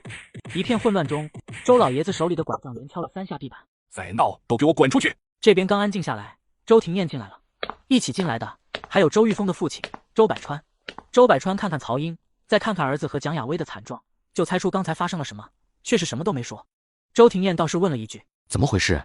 堂哥带着小情人过来，二婶不喜欢这个儿媳妇，扑上去打人，堂哥护着小情人，被误伤。周路，注意你的用词！我又没说错，你跟简城没取消婚礼的时候，就跟这个姓蒋的乱搞，他不是情人是什么？贱人！你再说一句，信不信我揍你？你揍他干什么？他又没说错，怎么敢做不敢承认？周玉峰紧抿着唇，忍着没吭声。周庭燕回到今天的主题：二嫂，既然婚期定了，什么婚期定了？都没有的事，那是简城胡说八道的。是我告诉他的，玉峰跟我提过这事。那也怪简城，谁让他说的？他就是个祸害。你当时在场，说说，简城错了吗？没有。他把那天的事从头到尾说一遍。反正简城当众败坏玉峰的名誉，就是不对。如果不是他，闹不成这样，他就是恶毒。二嫂，别太虚伪。你这么讨厌简城，处处贬低他，侮辱他，不就是因为他就过我吗？老爷子最喜欢二哥，如果当年我死了，金秀就是二哥的。你怨简城，无意间断了你们的路，可你别忘了，就算没有我，你们也抢不过老大。老大阳谋阴谋玩得溜，他在，你们什么都得不到。客厅里死一般的沉寂，所有人都知道曹英恨简城是这个原因，但从来没人敢当面说。可怕的事还没结束。二嫂，老大呢？这些年所有人都在，独独少了老大，因为他死了。周庭燕经历过一场惨烈的车祸，简城就是在那场车祸中救了他。他查到车祸跟老大有关，就疯了一样报复，把老大所有的私人产业连根拔起，把老大在金秀的路堵得死死的。后来老大真死了，安眠药吃多了，警方也介入了，所有证据显示跟周庭燕无关。曹英也是没想到周庭燕竟然会直接撕破脸，他被吓住了，下意识看向周百川求助。周百川低着脑袋没看他，也没说话。曹英恨恨咬牙，最后只能看向老爷子。老爷子沉默了好半天，才抬头看向周庭燕。庭燕啊，说说吧，你想做什么？我想做什么？我想二嫂能消停一点。二嫂，现在所有人都知道了，玉峰和蒋亚薇要结婚，你不同意，怎么收场？曹英被他吓得张嘴张半天，说不出一个字。二哥，你的意思呢？我一直崇尚婚姻自由，既然是玉峰喜欢的，我尊重他。他说完就走了。曹英气得浑身发抖。您的意见呢？我老了，你看着办。说完也走了。二嫂，曹英狠狠掐了下大腿，垂死挣扎。玉峰和蒋亚薇不合适，他们。二嫂，我为什么浪费这么多时间处理你们家的事？因为你们这些破事让周家丢脸，让我丢脸。我现在愿意花时间处理，是给二哥面子。蒋雅薇能搞定玉峰，你应该出了不少力吧？今天到这一步，完全是你的原因。二嫂，好好想清楚，或者你想让我把玉峰送出国，如果你这样想也可以。他走了就没那么多事了，家里也清静了。曹英惊得浑身一抖，忍了又忍，最后一咬牙，我同意让他们结婚。睡了吗？没呢。在干什么？突然想吃烧烤了，就出来了。你那边结束了吗？你把定位发给我，我去找你。我是打包带回去吃，现在买好了，马上到家了。那我方便去你的公寓吗？就坐一会，不留宿。如果你觉得不方便，就算了。方便，你过来吧。都结婚了，有什么不方便的？吃完烧烤，吃点水果。听说他吃烧烤，他又折回老宅。老宅那边又空运来的水果，他先每样拿了一点，看他喜欢吃什么，以后给他买。今天太晚了，少吃点。烧烤我会，以后想吃了，我给你烤，我的技术还不错。不用那么麻烦，我就是偶尔吃一次，吃的也不多，自己烤麻烦。除了烧烤，我会做的菜不少。周庭燕问他喜欢吃什么菜，又说了几道自己的拿手菜。不知不觉间，简成已经吃饱了。周庭燕把今晚在老宅发生的事简单跟他说了。周庭燕仔细盯着他的神色，声音很轻。这次他们的婚事确定了，马上就要更换请柬，你真的没事吗？周庭燕朝他伸手，要不要抱抱你？简成知道他什么意思，摇摇头，笑笑。我不难过，如今这个局面是我一手促成的，周玉峰是我送给蒋雅薇的，有什么难过的？周庭燕没再继续这个话题，收回手，看了眼腕表，已经凌晨1点了。你早点休息，我先回。他起身往门口的方向走，回头看向跟过来的简成。以前对你放纵，是因为你救了我的命，现在对你放纵，是因为你是我的妻子，我有责任保护你。想做什么就去做，随便你闹，捅破天也没关系，别让自己太委屈，出了事我给你托底。简成愣住，错愕地看着他。他好像知道我还要搞事。马上过年了，我打算回简家过年，趁机骗一笔巨额嫁妆，还要把简文倩从长盛集团踢出去。小年刚过，有人收到了周家新印制的请柬。新郎周玉峰，新娘蒋雅薇，婚期就是之前跟简成官宣的婚期。情人节那天，简成对他们要结婚的事丝毫不关心，继续追着周庭燕跑，从送饭送点心送花，到花钱买户外 LED 屏幕告白。周庭燕，今天是想你的一天。周庭燕，今天是爱你的一天。周庭燕，今天是又想你又爱你的一天。周庭燕，今天又是爱你的一天哦，明天继续爱你，比心比心。周庭燕，你是我的人间理想，想你哦。LED 巨幕屏连续滚了1周，每天夜幕降临，周庭燕就会坐在办公室的落地窗前观看那个屏幕。虽然知道这只是一场戏，但她很开心。除夕，简成回老宅过节。哟，菜都上齐了，怎么都不上桌啊？等我呢。是啊，就等你了。他又挽住梅兰的胳膊，佯装严肃地朝简成道：妈最近一直念叨你呢，很想你，给你打电话你也不接，让你早点回来你也不回，妈很伤心呢，你先给妈道个歉。梅兰哼了一声，最近发生的事让他在贵妇圈子里头都抬不起来，简成还把他们全家都拉黑了。我为什么不回来？你不知道，我是为了你才不回来的。跟我有什么关系？当然有关，我现在追周庭燕，你心里肯定不舒服啊。你也喜欢周庭燕，也想嫁给他，咱俩是情敌。简成，你别胡说八道。谁胡说八道了？我听潘宇说的，他说你总是借着工作机会，暗戳戳勾引他老板，说他老板烦死你了。文倩，你真喜欢周庭燕了？怎么没听你说过？他当然不敢说了，因为周庭燕警告他了，再缠着他，他就吞了长盛集团。简红云噌的一下坐起来，指着简文倩道：文倩，别胡闹啊，这可不是闹着玩的，你别再去惹周庭燕。还有你，先跟我来书房。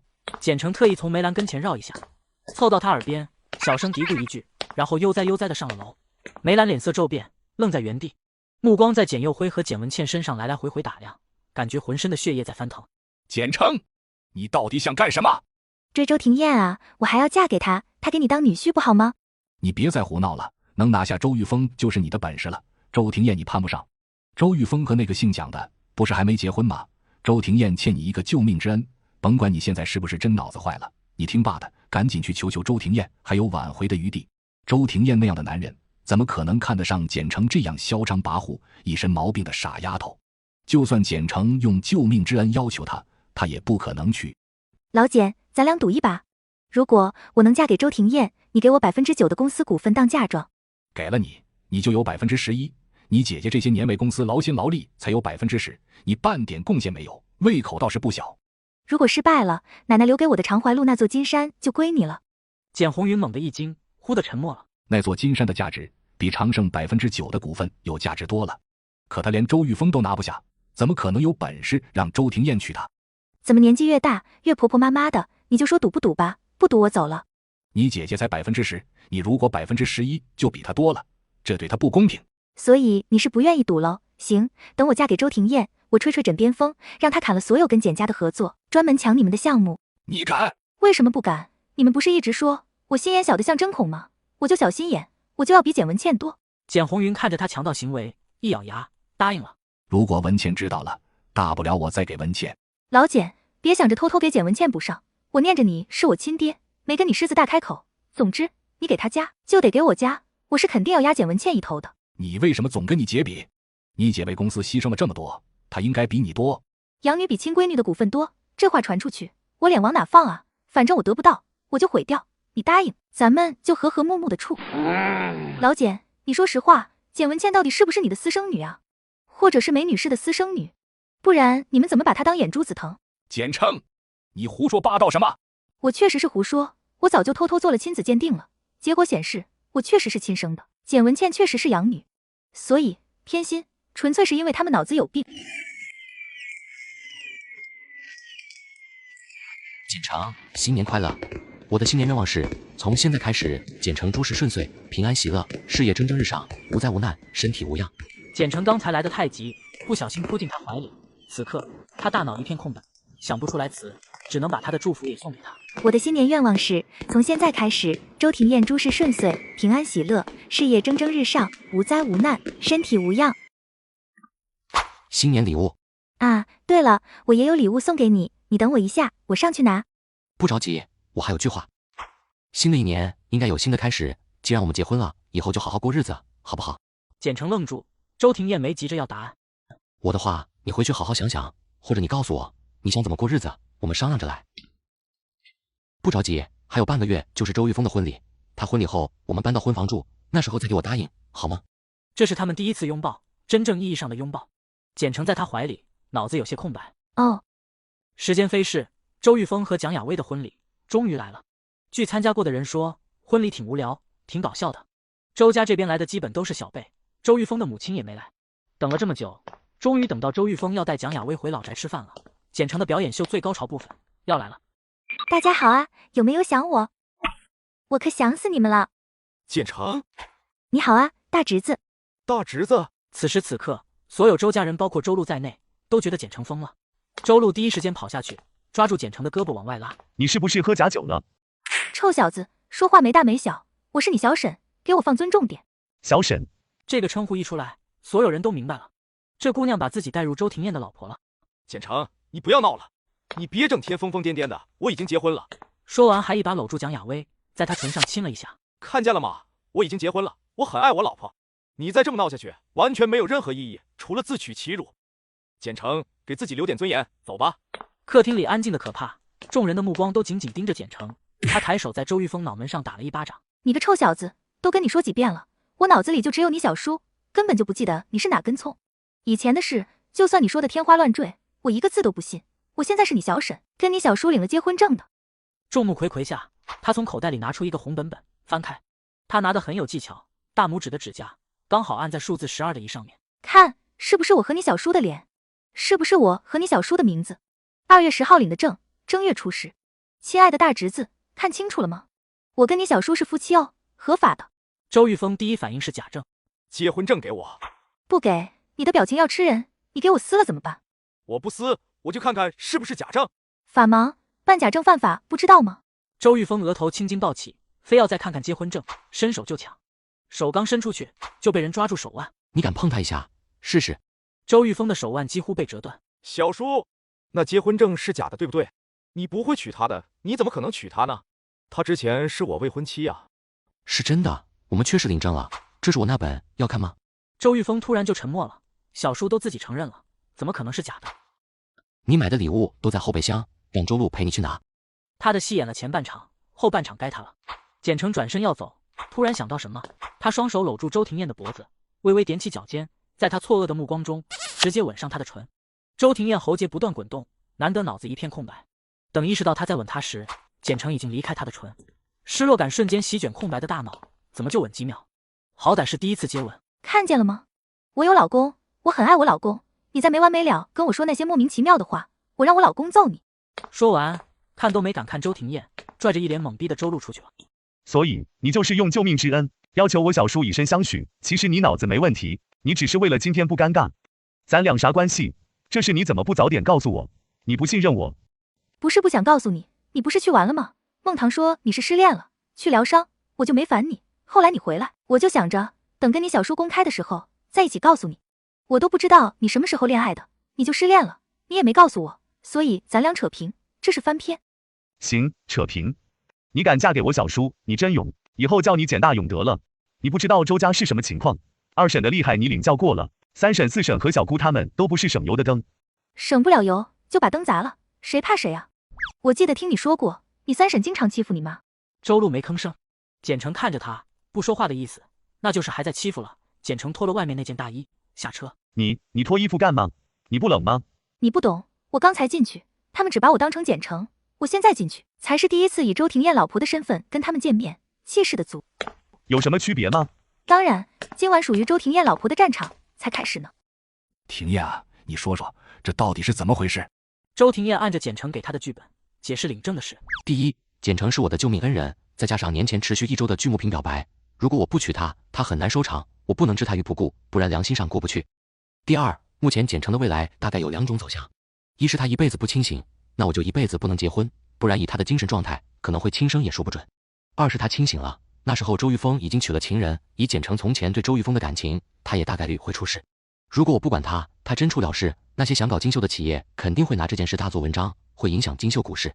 如果我娶了她，还能为此得个好名声，所以我娶她最稳妥。小叔，你刚才也说了2种可能，要么他一辈子不清醒，要么他会清醒。万一他哪天清醒了，他发现我结婚了，又发现自己嫁给了你，那不得更疯吗？所以最好的办法是你离婚，一直等着他清醒。可你不会离婚，不会为他着想，对吗？周玉峰下意识避开他的目光，没说话。所以我得娶她，我尽量让她在清醒前爱上我，这样就算她清醒了，也不会再纠缠你，皆大欢喜。你觉得呢？是这个道理。以简成的性子，如果他真爱上小叔了，就算他清醒了，也不会再缠着我。可是简成和小叔成为夫妻，我完全接受不了。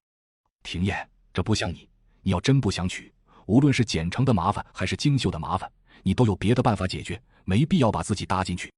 我今年32，再过几个月33，年纪大了，该结婚了。可你不是说你这辈子不婚吗？在老爷子看来，简成是不适合小儿子的，毕竟简成是差点成为他侄媳妇的女人，叔叔捡侄子不要的女人，传出去，嘲笑的唾沫星子能把小儿子淹了。廷艳啊，趁着现在外面的人还不知道，悄悄把离婚证办了。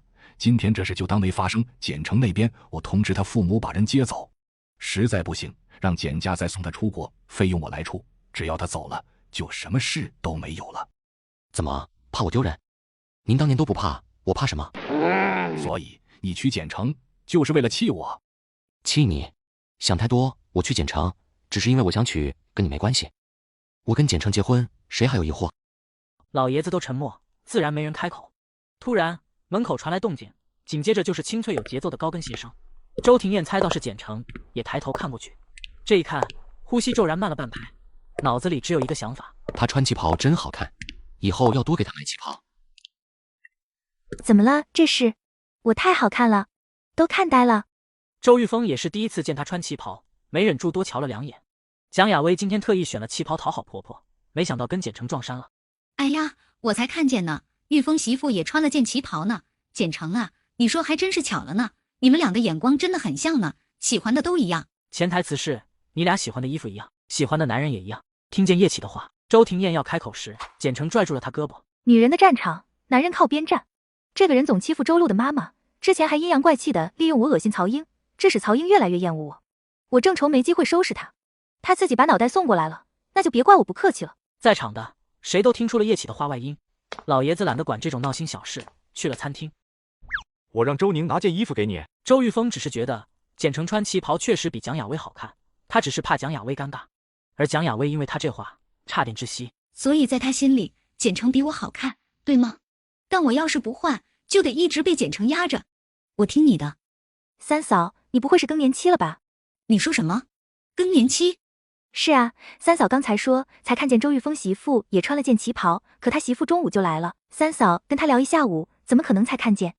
对付周家这些人，不能一味讨好他们，抑郁的是自己，不如自己发疯，让他们难受去。简成像是看不到叶启的怒气，还好心的跟他科普。女性进入更年期之后，容易出现记忆力下降、情绪激动、皮肤松弛。三嫂跟蒋雅薇聊了那么久，转眼就忘了她穿什么，这忘性确实挺大的。三嫂知道自己更年期吗？如果不知道，那还是赶紧去医院看看吧，早点确诊，早点治疗。周庭燕在这，叶启也不好直接发作，他硬挤出一个笑脸。简成啊，三嫂这人吧，有时候嘴快，我刚才可能没表达清楚，我的意思是，刚才没注意，突然注意到了而已，你别揪着那1、2个字。三嫂确实没表达清楚。三嫂说，我和蒋雅薇的眼光像，喜欢的都一样。三嫂说的是旗袍，还是三嫂其实说的是周玉峰？玉峰？我没提玉峰啊，简成啊，你怎么突然提起玉峰了？你都已经是庭燕的老婆了，可不能老想着从前的事，你跟玉峰的那段也过去了，以后别再提了，让人误会了不好。三嫂，你忘了我摔坏脑子，根本不记得从前的事吗？我怎么可能老想着从前？看吧，三嫂你就是更年期了，你忘性越来越大了。曹英见叶启背对，心里很爽，虽然他不想管，但不站出来当和事佬不合适。行了，简成你少说2句，你三嫂比你年纪长些，说你2句你就听着。啊，三嫂年纪比我大吗？我数学不好，你等我算算啊。我今年24，三嫂今年48。哎呀，二嫂不说，我还不知道，三嫂你比我大2轮呢。女性更年期一般发生在45岁到55岁，三嫂你很危险啊。那句二嫂不说，我还不知道，差点没让曹英气吐血。虽然我刚才确实有拱火的意图，但也实在没想到简成这么直接的拖我下水。叶启心里一口老血已经吐了，内伤。更年期，简成这丫头左一句右一句，直接给我确诊了。提什么不好，非提年纪。他狠狠地瞪曹英一眼。在场的所有人，只有周路知道简成为什么一直用更年期攻击叶启。他在帮他母亲以牙还牙。这场闹剧最终以叶启一句话结束。简成啊，谢谢你的提醒，有时间我会去医院看看的。简成，你这衣服真好看。哎呀，三嫂你怎么知道？我老公送了我这条项链。怎么知道？我不知道啊，我都没看见你项链，更不知道你老公送了你项链。简成无视他无语的目光，举着脖子里的项链给桌上的人看。这是除夕那晚周庭燕送他的新年礼物，是一条心形的粉钻项链。这是我老公在拍卖会上给我拍的。谁懂钻石啊？来帮我看看这颗粉钻的成色和切工怎么样？我老公说花了9位数呢，我不信，怎么可能这么贵啊？9位数啊，都不知道能买多少鸽子蛋呢。所有人对简成的炫富无语时，周庭燕还给予他回应：真的没骗你，不信啊？那下次带你去，让你举牌。去嘎行吗？行了，知道你老公有钱，没必要这么炫吧？这次连老爷子都无语了。叶启完全摸不准简成的套路，也消停了。他消停，简成却没放过他，至少当众提了4次，让他赶紧去看医生。一顿饭吃下来，他几乎心肌梗塞。吃完饭，周庭燕送简成回家。到了公寓门口，他让司机先下去，然后他亲身过来，炙热的唇贴上他的。简成，你穿旗袍真好看。简成红了脸，扭捏的不行，磕磕巴巴说了句谢谢。周庭燕瞧着他娇羞模样，心里燃着火，压不住，小心翼翼的试探：明天我来接你好不好？啊，去哪？婚房可以住人了。简成刚到家，孟棠的视频就过来了。快跟我说说今晚的战况。简成简单讲述了今晚发生的事情，又说起周庭燕让他搬去婚房的事。那你去吗？去吧，反正都已经公开了，再分开住不合适。周庭燕年纪不小了，憋了这么多年，你俩又孤男寡女共处一室，你又这么诱人，我跟你说，她早晚憋不住，她要真想要你，你是从还是不从？这个问题，简成还真想过。从啊，为什么不从？真夫妻又不是假夫妻。既然周庭燕想好好过日子，那我们就好好过日子，奔着过日子去，这种事就是难免的。唉，这才3个多月，你换男人，结婚同居，估计没多久孩子都有了，我这还处在订婚阶段，真是人比人气死人。简成问他和秦卓的进展，孟棠眼里全是失落。没进展，我最近都见不到他，他天天躲我。周庭燕说明天下午来接我，带我去见见他的朋友，秦卓肯定也在，你要不要去？想去，可你们这种场合我去是不是不合适？秦卓会不会生气？有我在，你怕什么？你就好好睡一觉，明天打扮得漂漂亮亮的，其他什么都别管。次日，简成刚把行李箱拿出来，就接到孟棠的电话。啊，不行，我不知道要穿什么，感觉穿什么都不好看。你下午陪我逛街吧。简成知道他是因为要见秦卓，太紧张了。好，你别开车了，我去接你。挂了电话，简成看看空空的行李箱，就给周庭燕发了个消息。在忙吗？东西收拾好了。那个，今晚秦卓在吧？怎么了？跟你商量个事，就是我脸皮薄，见你的朋友会很紧张，我能带孟棠去吗？周庭燕一下就猜出他的意图，简成也没隐瞒。孟棠很久没见到他了，他总躲着孟棠。如果孟棠去，秦卓可能就不去了。周庭燕，那让秦卓在外面见见他呢？至少让他们见一面吧。孟棠有话跟他说，孟棠最近都瘦了，求你了。他软绵绵的语气带着哀求，全撞进了周庭燕心口，痒痒麻麻的。好，我来安排，让他们见一面。果然，只要他一撒娇，他就什么都想答应他。简成道了谢，这才提起搬家的事。我下午陪孟棠逛街，估计逛完就直接去了。今天东西收不了了，明天再搬吧。婚房里什么都有，你先拿一套换洗衣服，今晚我们去婚房住，明天我再陪你去收拾，好不好？主要是我在婚房那边给他准备了惊喜，好不容易准备的，明天就看不到了。简成，今晚过去好不好？简成好半天没说话，没错，他想歪了。就推迟一天而已，为什么这男人非让我今晚就住进去？难不成他今晚就想？周庭燕见他迟迟不开口，也不逼他了，就换种方式。那等吃了饭，你跟我回去，然后我再把你送回去。可能不行，孟棠今晚有一半的概率会哭，我得陪着孟棠。那你过去半小时好不好？半小时后我送你回去。简成想得更歪了。完了，周庭燕今晚就是想。他不吭声，周庭燕做最后一次让步。10分钟，5分钟，不能再少了，我很快结束，结束就送你回去，我保证。至少得去看一眼礼物吧，得让他知道我的心意。5分钟？妈妈呀，周庭燕这种优质男人才5分钟。周庭燕不知道自己被误会被嫌弃了，挂了简成的电话，他给秦卓打过去。今晚孟棠也去。你叫他干什么？他去我不去啊，我给你媳妇买礼物呢，忙着呢。挂了。周庭燕以前懒得管他，现在为了简成却要劝一句。你就算再不喜欢孟棠，也订婚了，但凡你负点责任，你就得娶。你要是确定你最后不会娶她，那你就今天跟她说清楚，早点断了，你老拖着有意思。总之，孟棠是简成的朋友，这件事上你必须好好处理。如果哪天因为你跟孟棠的事影响我和简成的关系，我跟你翻脸啊！这个男人娶了侄子不要的女人，好朋友觉得他脑子被门挤了，全来劝他迷途知返，回头是岸。然而这男人只说2句话，就让他们全部闭嘴了。简成是我合法妻子，带他见你们是让你们认认脸，以后见了恭敬点。饭桌上谁让他尴尬，谁让他受委屈，我跟谁翻脸。我自己选的媳妇，不需要谁来说3道4，在我这她就是最好的那个。你们懂规矩点，红包可以多给，话不能乱说。他们几个是我大学同学，那个是于成，嘴贫话多，金秀旗下销售公司的总经理。那个这里面的人简成一个不认识。来之前还担心他们会不会提周玉峰，会不会因为最近的传言对他不喜。事实证明他想多了。女生跟女生之间的友谊很奇怪，磁场不对怎么都要挤兑2句，磁场对了聊得不要太嗨。周庭燕见简成一直在说话，便给他倒了杯温水。简成喝水的时候分心往他身上瞧了一眼，眼睛往下瞄，有意无意落在他的腰上。怎么就5分钟呢？周庭燕察觉到他的视线后，顺着他的目光看向自己的腰间，再挪到某处，呼吸有短暂的窒息，又觉得肯定是自己心思不正想歪了，赶紧转移话题。我做主点的菜有几道是你爱吃的，你看看你还想吃什么，可以再加点。简成被他的声音拉回思绪，后知后觉意识到自己又想入非非了。我去下洗手间。想到今晚周庭燕要睡他，完全静不下来，只好在走廊冷静冷静。玉峰，我说句你不爱听的话，就算你跟简成掰了，你也不该找蒋雅薇，真喜欢她，当个情人养着，玩玩就算了，你真不该娶回家。雅薇很好，她一直在为我忍着。忍？呵，她跟咱们就不是一个世界的人，她那不是忍，是舔。有的圈子不是她靠舔就能接受她的。她刚才一副卑微作小的姿态，我看着都替你尴尬。我没尴尬。没尴尬？骗鬼呢！你不尴尬，你跑着抽什么烟？要我说，你还不如娶简成呢，起码人家是正正经经的富家千金。这个蒋雅薇，你以后少带出来吧，给你丢人。简成本来不想听的，但他看到蒋雅薇了。蒋雅薇站在角落，显然也是听到了那对话，脸上全是泪。侄媳妇，你好啊。蒋雅薇觉得难堪，突然转身往后跑。大侄子，你老婆跑了。简成还来不及高兴，身后突然传来秦卓的怒吼声：“孟棠，你给我回来！”孟棠，堂堂出事了。简成，你怎么在这？大侄子，你老婆往那跑了，你赶紧追啊！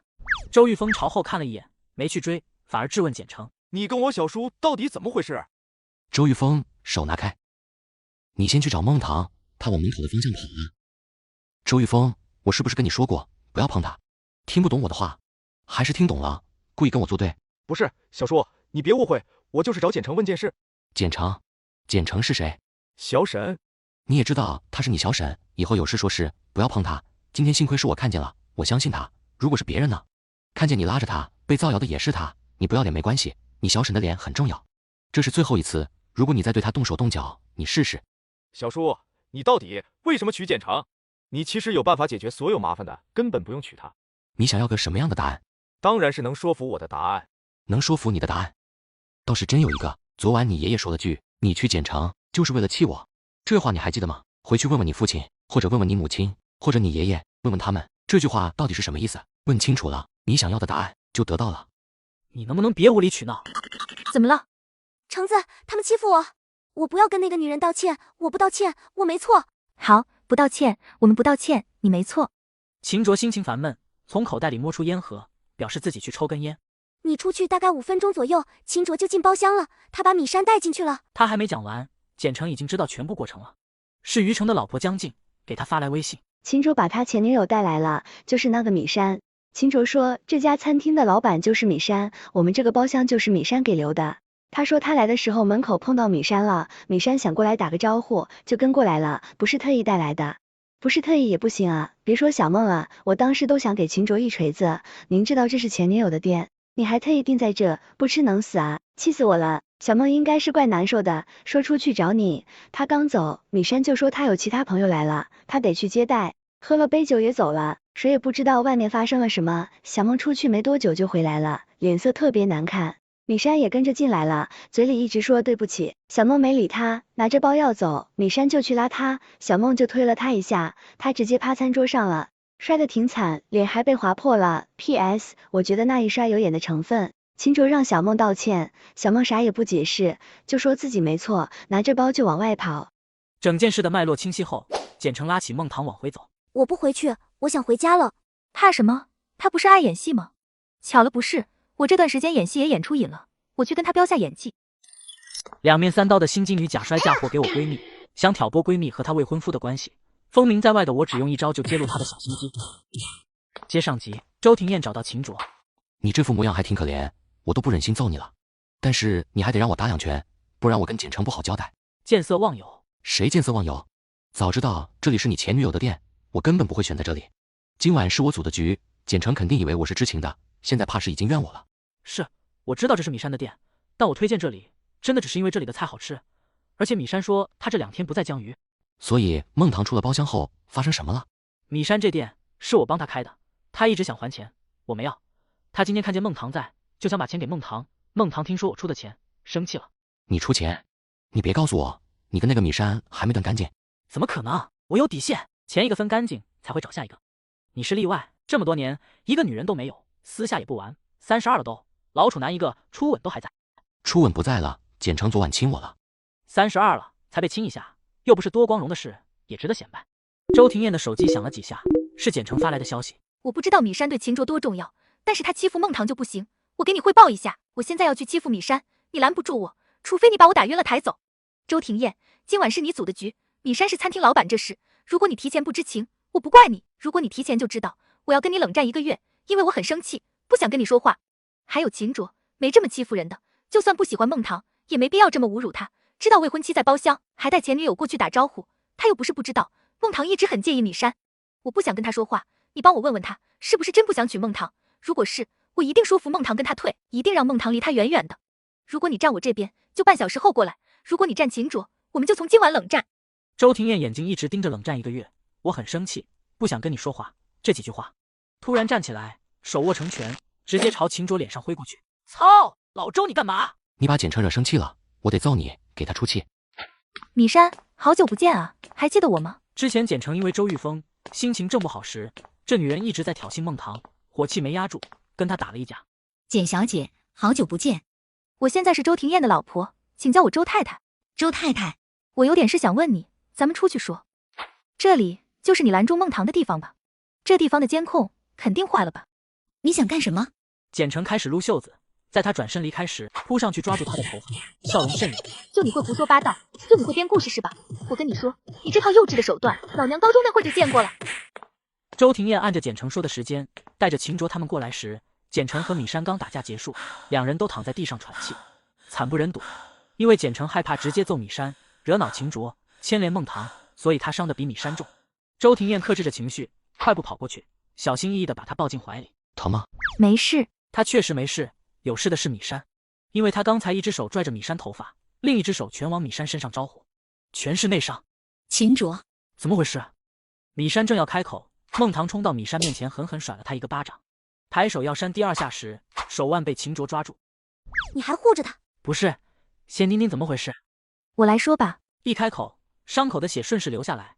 周庭燕深邃的眸冷得骇人，抬脚就往前走。你干嘛？我还有话说呢。周庭燕知道他这身伤在他的算计之内，应该让他把戏演完，但血色太刺眼，还是有些压不住火。先处理伤口。简成见他生气了，伸手揪住他的衬衫衣领，小声求他。我就说几句话，就几句，我这血不能白流啊。周庭燕冷着脸不吭声，简成咬牙凑到他耳边。我今晚跟你回家，你想怎么样都行。周庭燕妥协了，妥协是因为他跟他撒娇，他最扛不住他撒娇。这个心机女在闺蜜面前挑衅，称闺蜜未婚夫带她出国旅游，还拥抱亲吻她，风名在外的我不仅揭露她的小心机，还把她的老窝给毁了。我来说吧。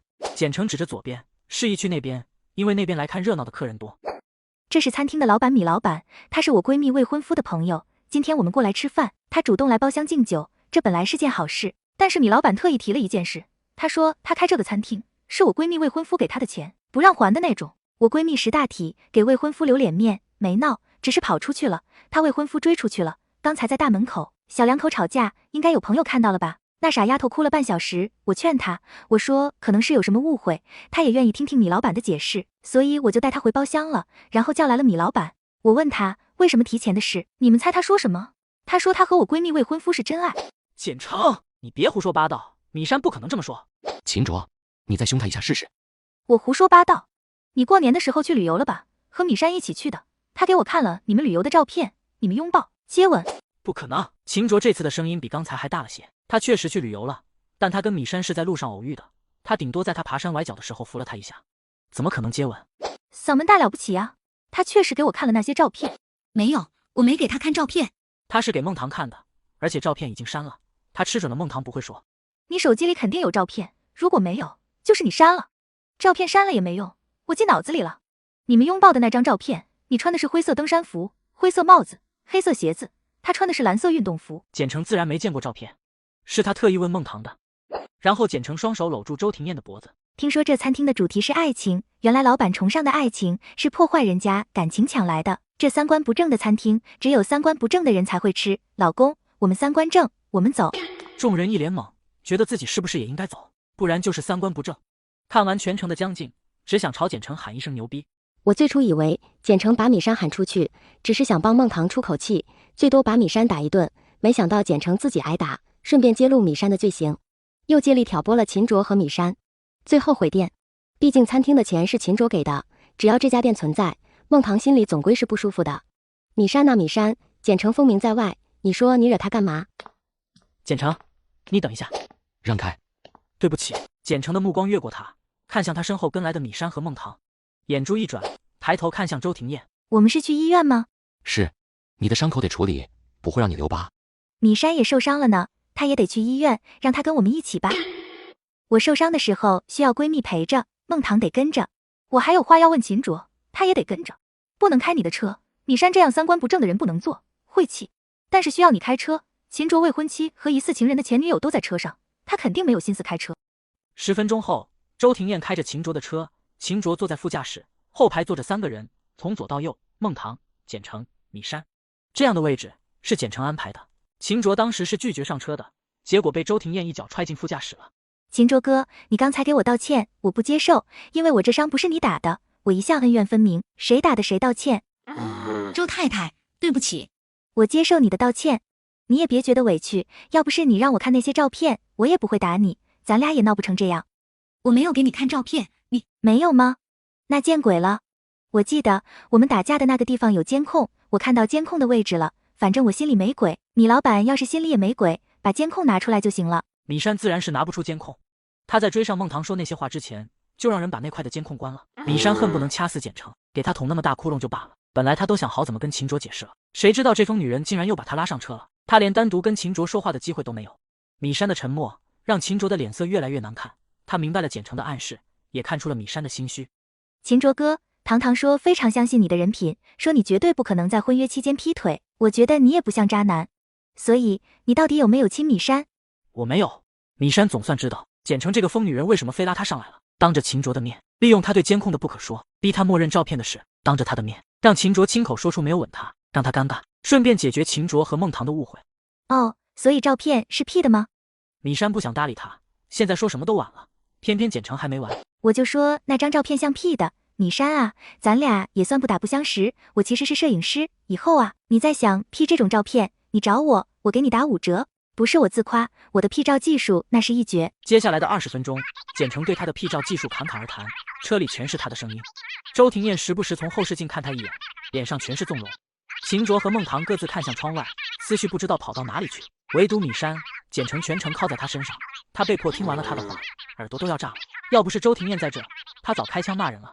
终于下车后，趁着周庭燕去停车，他瞪着简成：世界上怎么会有你这种人？你真绝了，简成，你真他妈的绝了，完全不按常理出牌，气死人不偿命，没脸没皮。他要疯了，他服了。从医院出来，将近晚上10点了。太晚了，直接去婚房那边可以吗？那里什么都有，明天再回公寓搬东西。好。车上轻缓的音乐声响起，简成睡着了。周庭燕想让他睡得安稳些，小心翼翼地把他抱到腿上，很心疼，明明自己一身未愈的伤，却还要咬着牙帮人出头，也不找他帮忙。周庭燕看久了，低头，细碎的吻落在他唇上。简成惊醒，但怕尴尬，没敢睁眼。他没想到周庭燕会偷亲他。禽兽啊，怎么还没到家就开始了？前面还有司机呢，就这么着急吗？晚上11点，抵达婚房，周庭燕抱着熟睡的简成下车。管家和方姨立刻迎上来去拿行李，因为周庭燕提前通知过他们，简成是我的合法妻子，在这里他就代表我，说什么你们就听什么，你们怎么照顾我的就怎么照顾他。今天太晚了，他的行李明天搬过来，去给他准备洗澡水，把洗漱的东西都准备好。也不知道他身上有没有伤，他说没有。周庭燕怕他忍着不说，所以打算让方姨帮他洗澡的时候看看。简成听到洗澡2个字，浓密卷翘的眉睫轻颤。果然，禽兽！我脸上和脖子里都有伤，刚喷了药，如果洗澡肯定是不能自己洗的，所以周庭燕还要帮我洗澡吗？先生，太太还睡着，那屋里准备的那些，你去忙你的。准备的那些？准备的什么？迷迷糊糊乱想时，简成感觉自己被抱进了屋，头顶传来一道低沉带笑的声音：到家了，可以睁开眼了。他知道我早就醒了。简成慢慢睁开眼，错愕地看着他。周庭燕朝胸口看去，刚才以为你是做噩梦了，仔细瞧又不像。简成顺着他的视线看去，脸猛一瞬，他的手正抓着他衬衫的第3颗扣子，再用力些，估计能把扣子拽下来。他不知道什么时候抓的。对不起。没事，你要是喜欢这颗扣子，一会剪下来送你。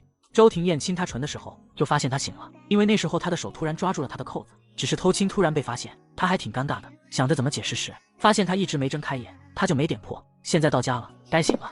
周庭燕把简成放下，双手按在他的肩膀，把他转了的方向。映入眼帘的是铺了一地的红玫瑰，花海中间是用百合摆出的2个字：简成。简成一时间不知道该摆出什么表情。很感动，虽然俗，但是我好爱啊。领证之前没跟你求婚，领证后没给你婚礼，该有的仪式一个都没有，抱歉。周庭燕，这婚是我强求你的，你不要老觉得亏欠我，我们2个，你才是吃亏的那个，是我占了你便宜。简成以为客厅的玫瑰是结束，没想到是开始。主卧也有惊喜，偌大的双人床上撒了很多玫瑰花瓣，也摆出了他的名字，中间还有个鸽子蛋钻戒。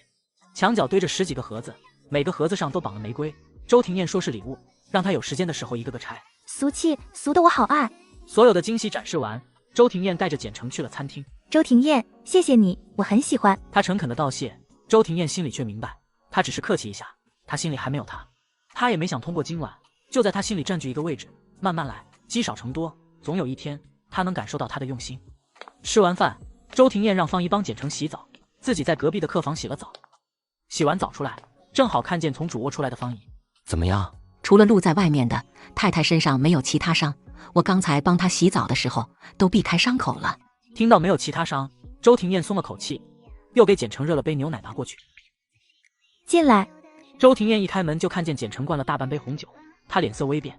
刚从医院出来就喝酒，伤口还没好就这么喝？这酒后劲很大，她平时都不敢这么喝。简成现在只裹着一件浴袍，里面是真空的，这边什么都有，唯独没有她的衣服，很尴尬，她不敢跟他对视。我看你柜子上有酒，是打开的，我就拿来喝了。为什么喝酒？不高兴吗？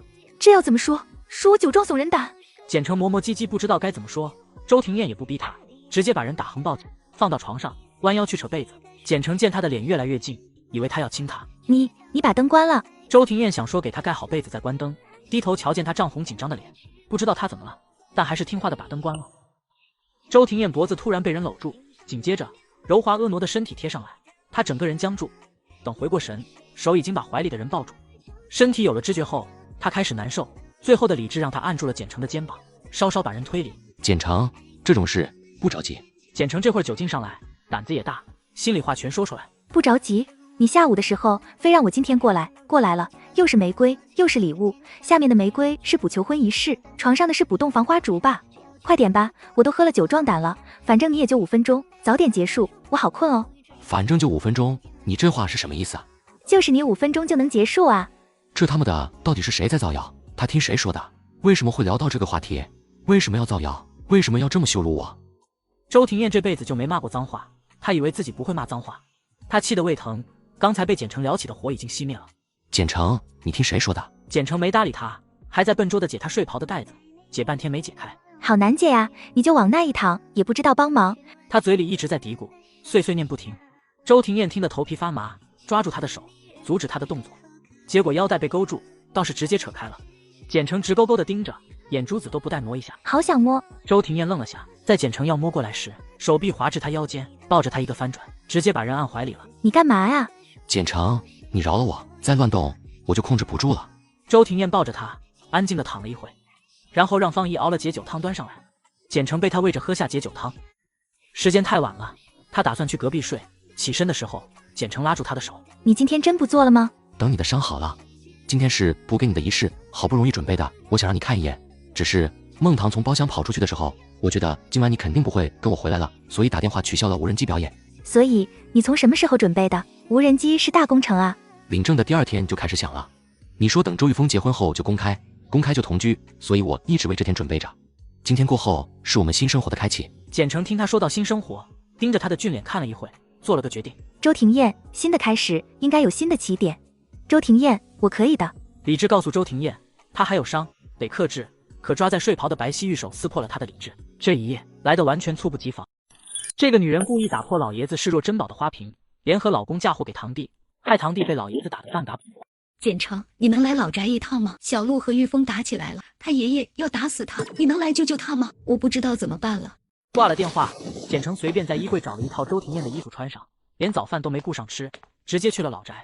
方姨觉得不对劲，给周庭燕打了个电话。先生，太太已经起来了，早饭没吃，直接去老宅那边了，挺着急的。够了，我求您了，你饶了小鹿吧，求您了。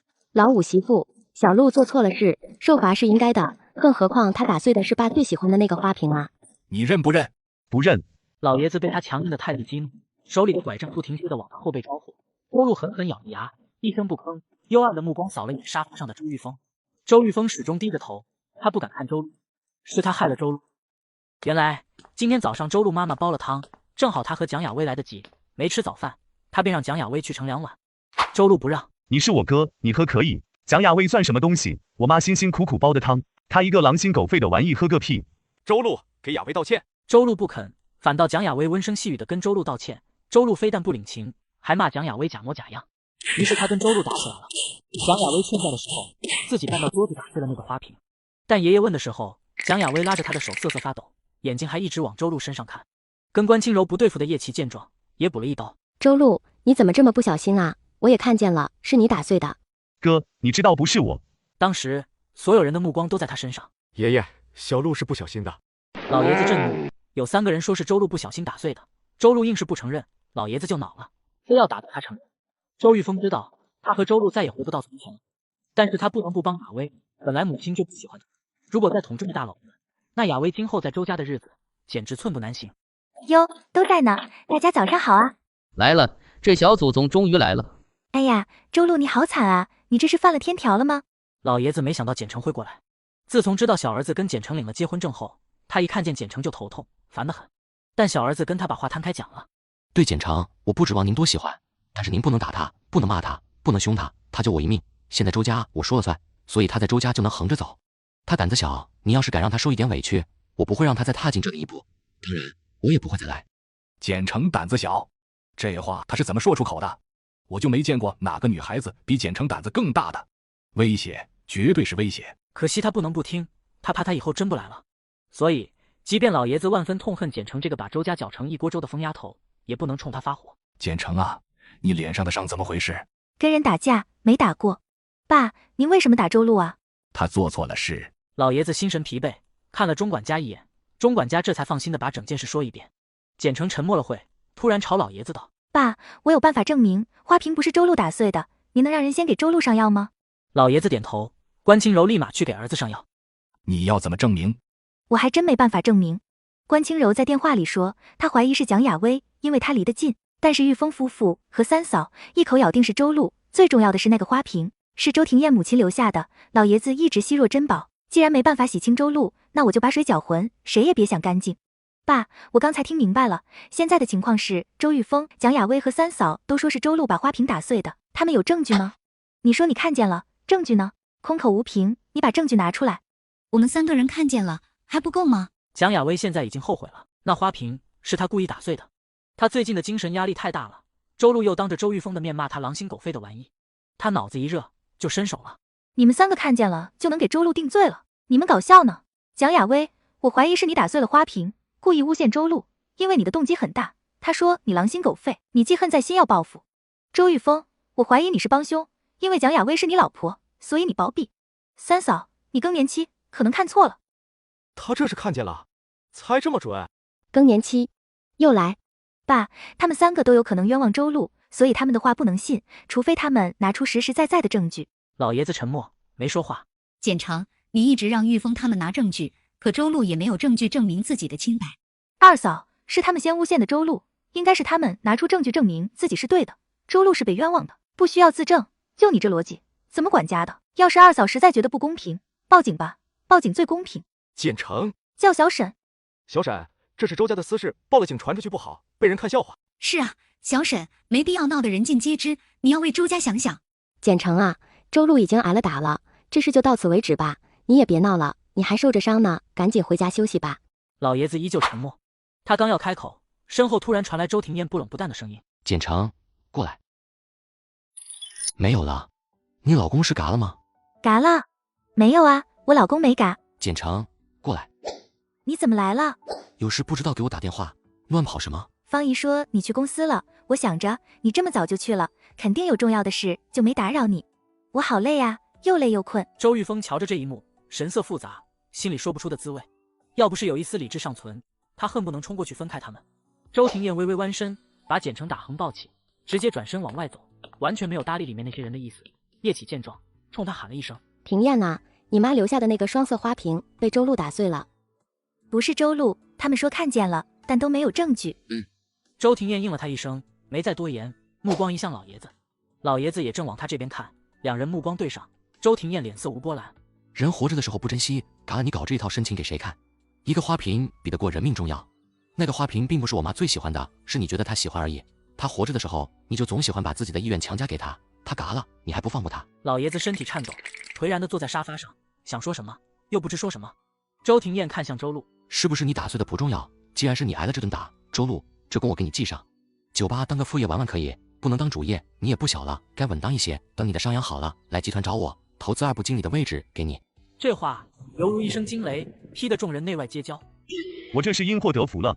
2部经理，小叔疯了，直接让周路进集团已经很破例了。我们这些小辈想进集团都要先去分公司历练的，历练过后还得带着项目才能踏进去。小叔，您开玩笑的吧？2部的经理轮也轮不到周路啊。我什么时候跟你开过玩笑？资本市场从来不是靠论资排辈，我说周路可以，他就可以。叶启这会儿也反应过来了，一口老血差点没喷出来。他刚才费心费力的坑周路，没想到反倒帮了他一把。庭燕啊，周路他没资格进集团吧？他有没有资格，我说了算。三嫂，每次家里有事，总少不了你。我最近脾气不好，你最好消停一点，或者你觉得三哥太闲，我给他安排多一点工作。叶琪脸色苍白，张张嘴，终是没说什么。蒋雅薇迎上婆婆曹英惊怒的目光，心里一阵发凉。完了，弄巧成拙了。周庭燕，你为什么让周璐进集团啊？别小瞧了周璐。然后腰间被一只有力的手臂圈住，熟悉又陌生的气息附上来，一个委屈，一个灼热，一个控诉他的强势，一个惩罚他的不听话。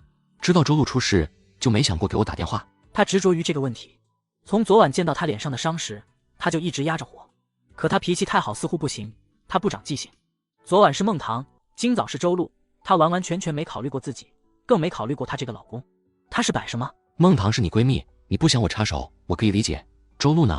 他是你发小，也是我侄子，你想帮他，就不能给我打电话吗？简成此时脑子乱成浆糊，问什么答什么。那花瓶是你妈妈留下的，我不知道对你重不重要，万一你看到碎了直接发火，周璐就惨了。我没打算瞒你，想着洗清了周璐再找你的。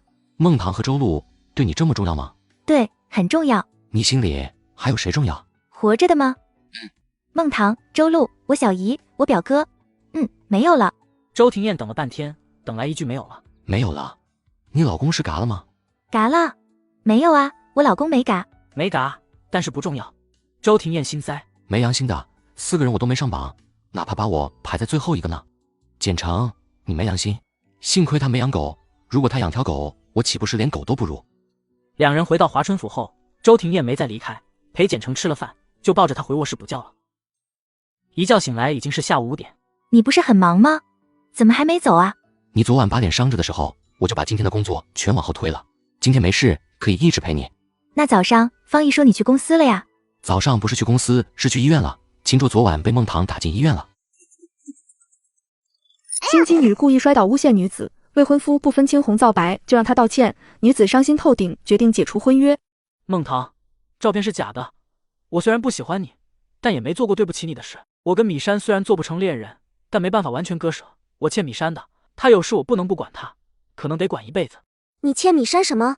秦卓沉默，孟棠又问他是不是真的不想娶她，他说是。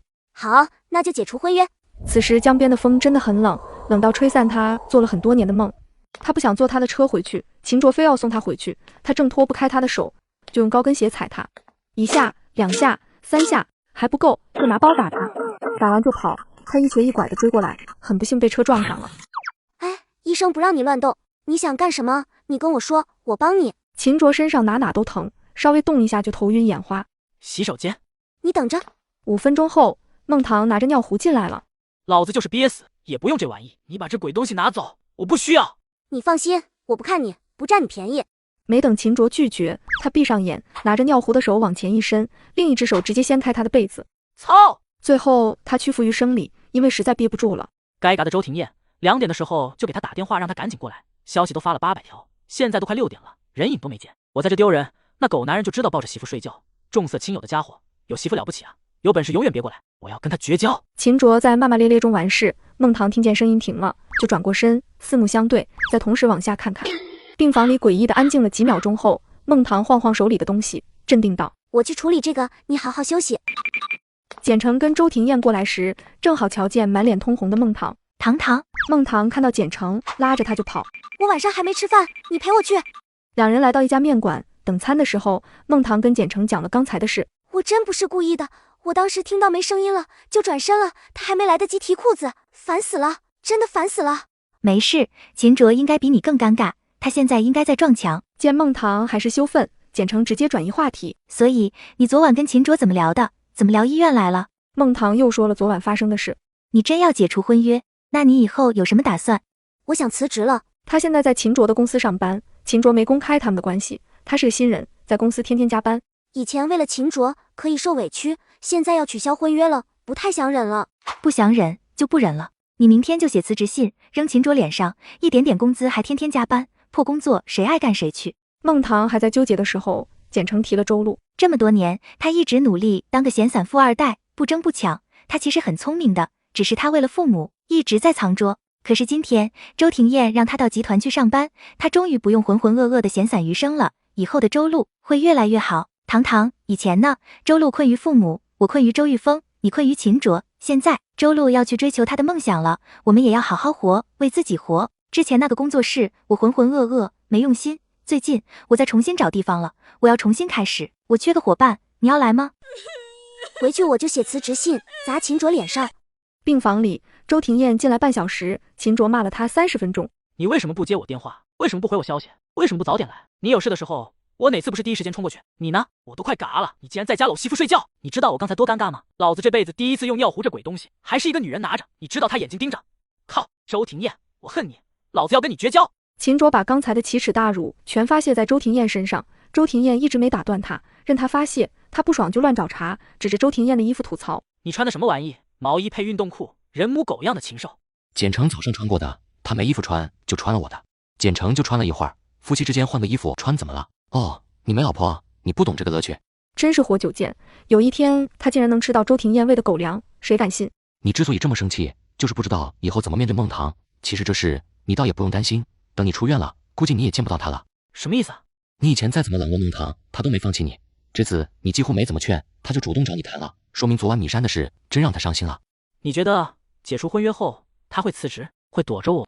简城跟周玉峰纠缠了20多年，闹掰了之后也没躲着他。孟棠喜欢我可没那么久，不至于躲着我。秦卓只顾着反驳了，说完才意识到自己提了周玉峰，赶紧道歉。周庭燕倒是没生气。孟棠跟简城不同，孟棠是被家里宠着长大的，她长这么大，只在你这受过委屈，你就是她人生唯一的坎，她踏不过去，就不会再想见你。简城的日子本就不舒坦，家里偏袒养女，连周玉峰也负了他，但他依旧扛过来了。再大的坎，简城都能自己迈过去，孟棠自己迈不过去。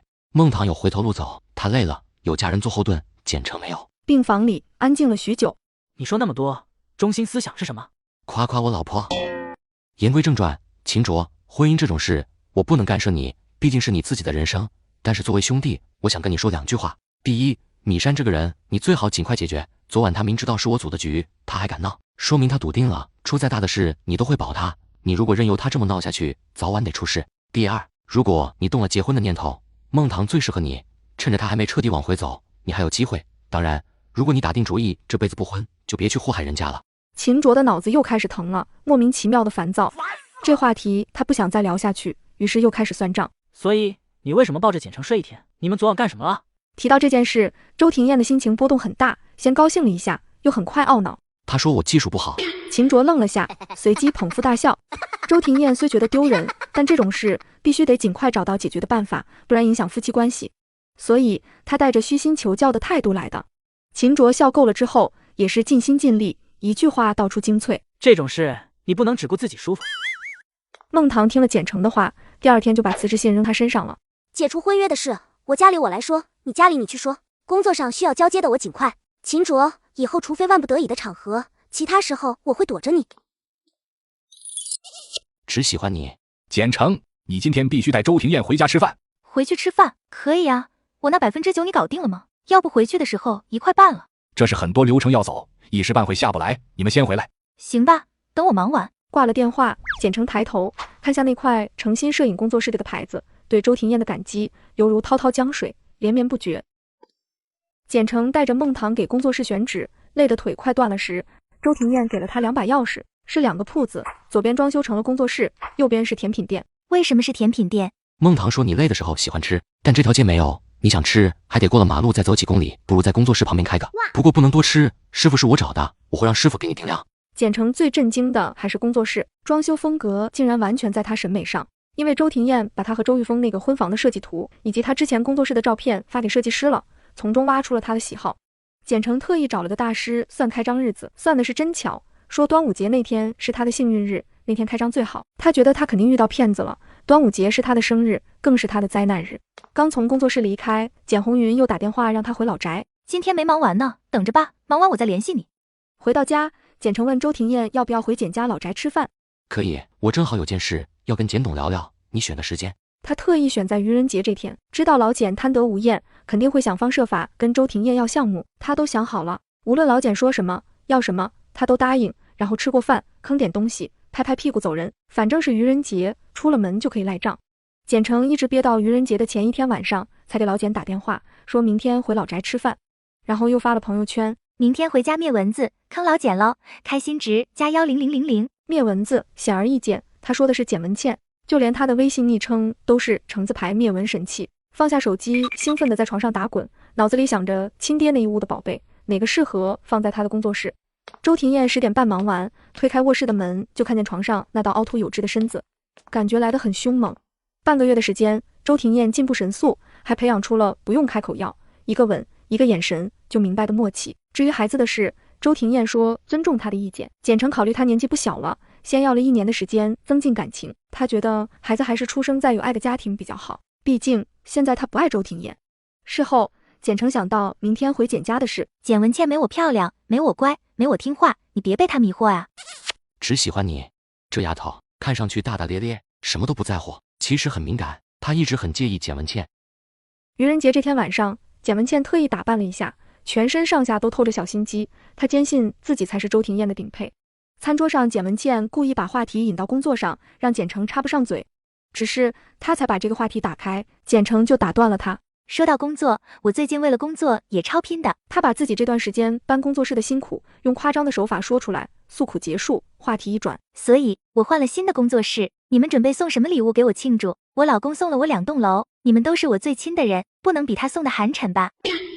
晚饭结束，简红云和简佑辉把周庭燕请去书房。简红云难得把简成夸得跟花一样，他夸了半小时，周庭燕安静地听了半小时，然后他向简佑辉递了个眼色。简佑辉顺着他夸简成的话往下说，我记得程程小时候最喜欢去游乐场玩，一到假期就闹着要去，但是人多，每次都要排好久的队。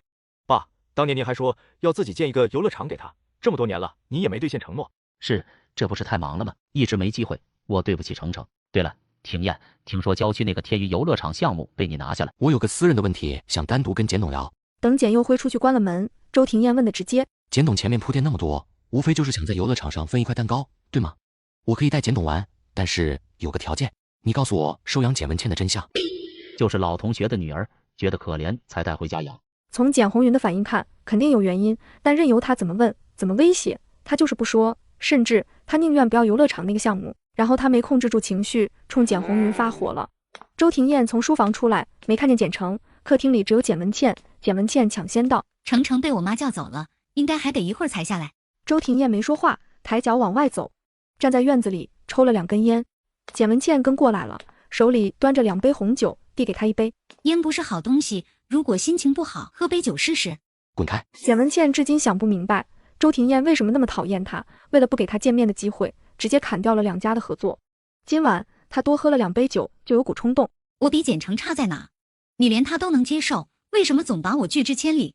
周庭燕目光在他身上扫一眼，似乎听到什么笑话。自不量力，自不量力。这意思是告诉我，跟简成比，我哪里都比不上，别自取其辱。周庭燕转身要走，简文倩咬牙喊住他：“你以为简成多好？他跟周玉峰那么多年感情，你以为他真忘了？他说他摔坏了脑子，他就真摔坏了。周庭燕，他就是在利用你报复周玉峰而已。”周庭燕停下脚步，回头：“有件事正好想问问你，简成高3的时候出过事，他当年一直强调是你策划的，所以当年的事你参与了吧？”简文倩僵在原地。梅兰把简成拉进房间，最开始是问他和周庭燕的事。吃饭的时候，我看周庭燕对你还不错，你够不着的菜，她还嫁给你。如果我们感情挺好，你想干什么？你现在嫁给周庭燕了，你要多帮你哥，让周庭燕跟你哥多走动，有饭局的时候带上你哥，工作上也多帮着点，让他多跟常胜合作。还有你姐，我给她看了不少青年才俊，她总看不上周庭燕那个圈子有没有合适的，你帮忙留意着点。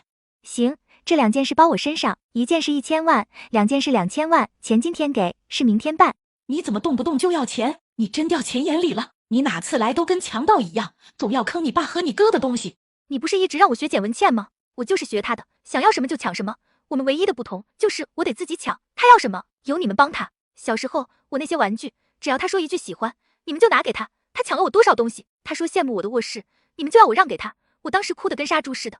你们还把我关小黑屋，让我自己反省，我为什么总坑老简他们的东西？这叫坑吗？不叫，这叫拿回来。这里所有的东西都是姓简，知道吗？跟简文倩1毛钱关系都没有。可是他在简家接20年，你们给他提供最好的东西，那些都是我的，我为什么不能要？梅兰背对的一个字都说不出来。除非你们告诉我，你们到底为什么这么偏心简文倩，否则且等着吧，我要的东西多着呢。除非你们跟我断绝关系，不然简家的东西，简文倩别想碰。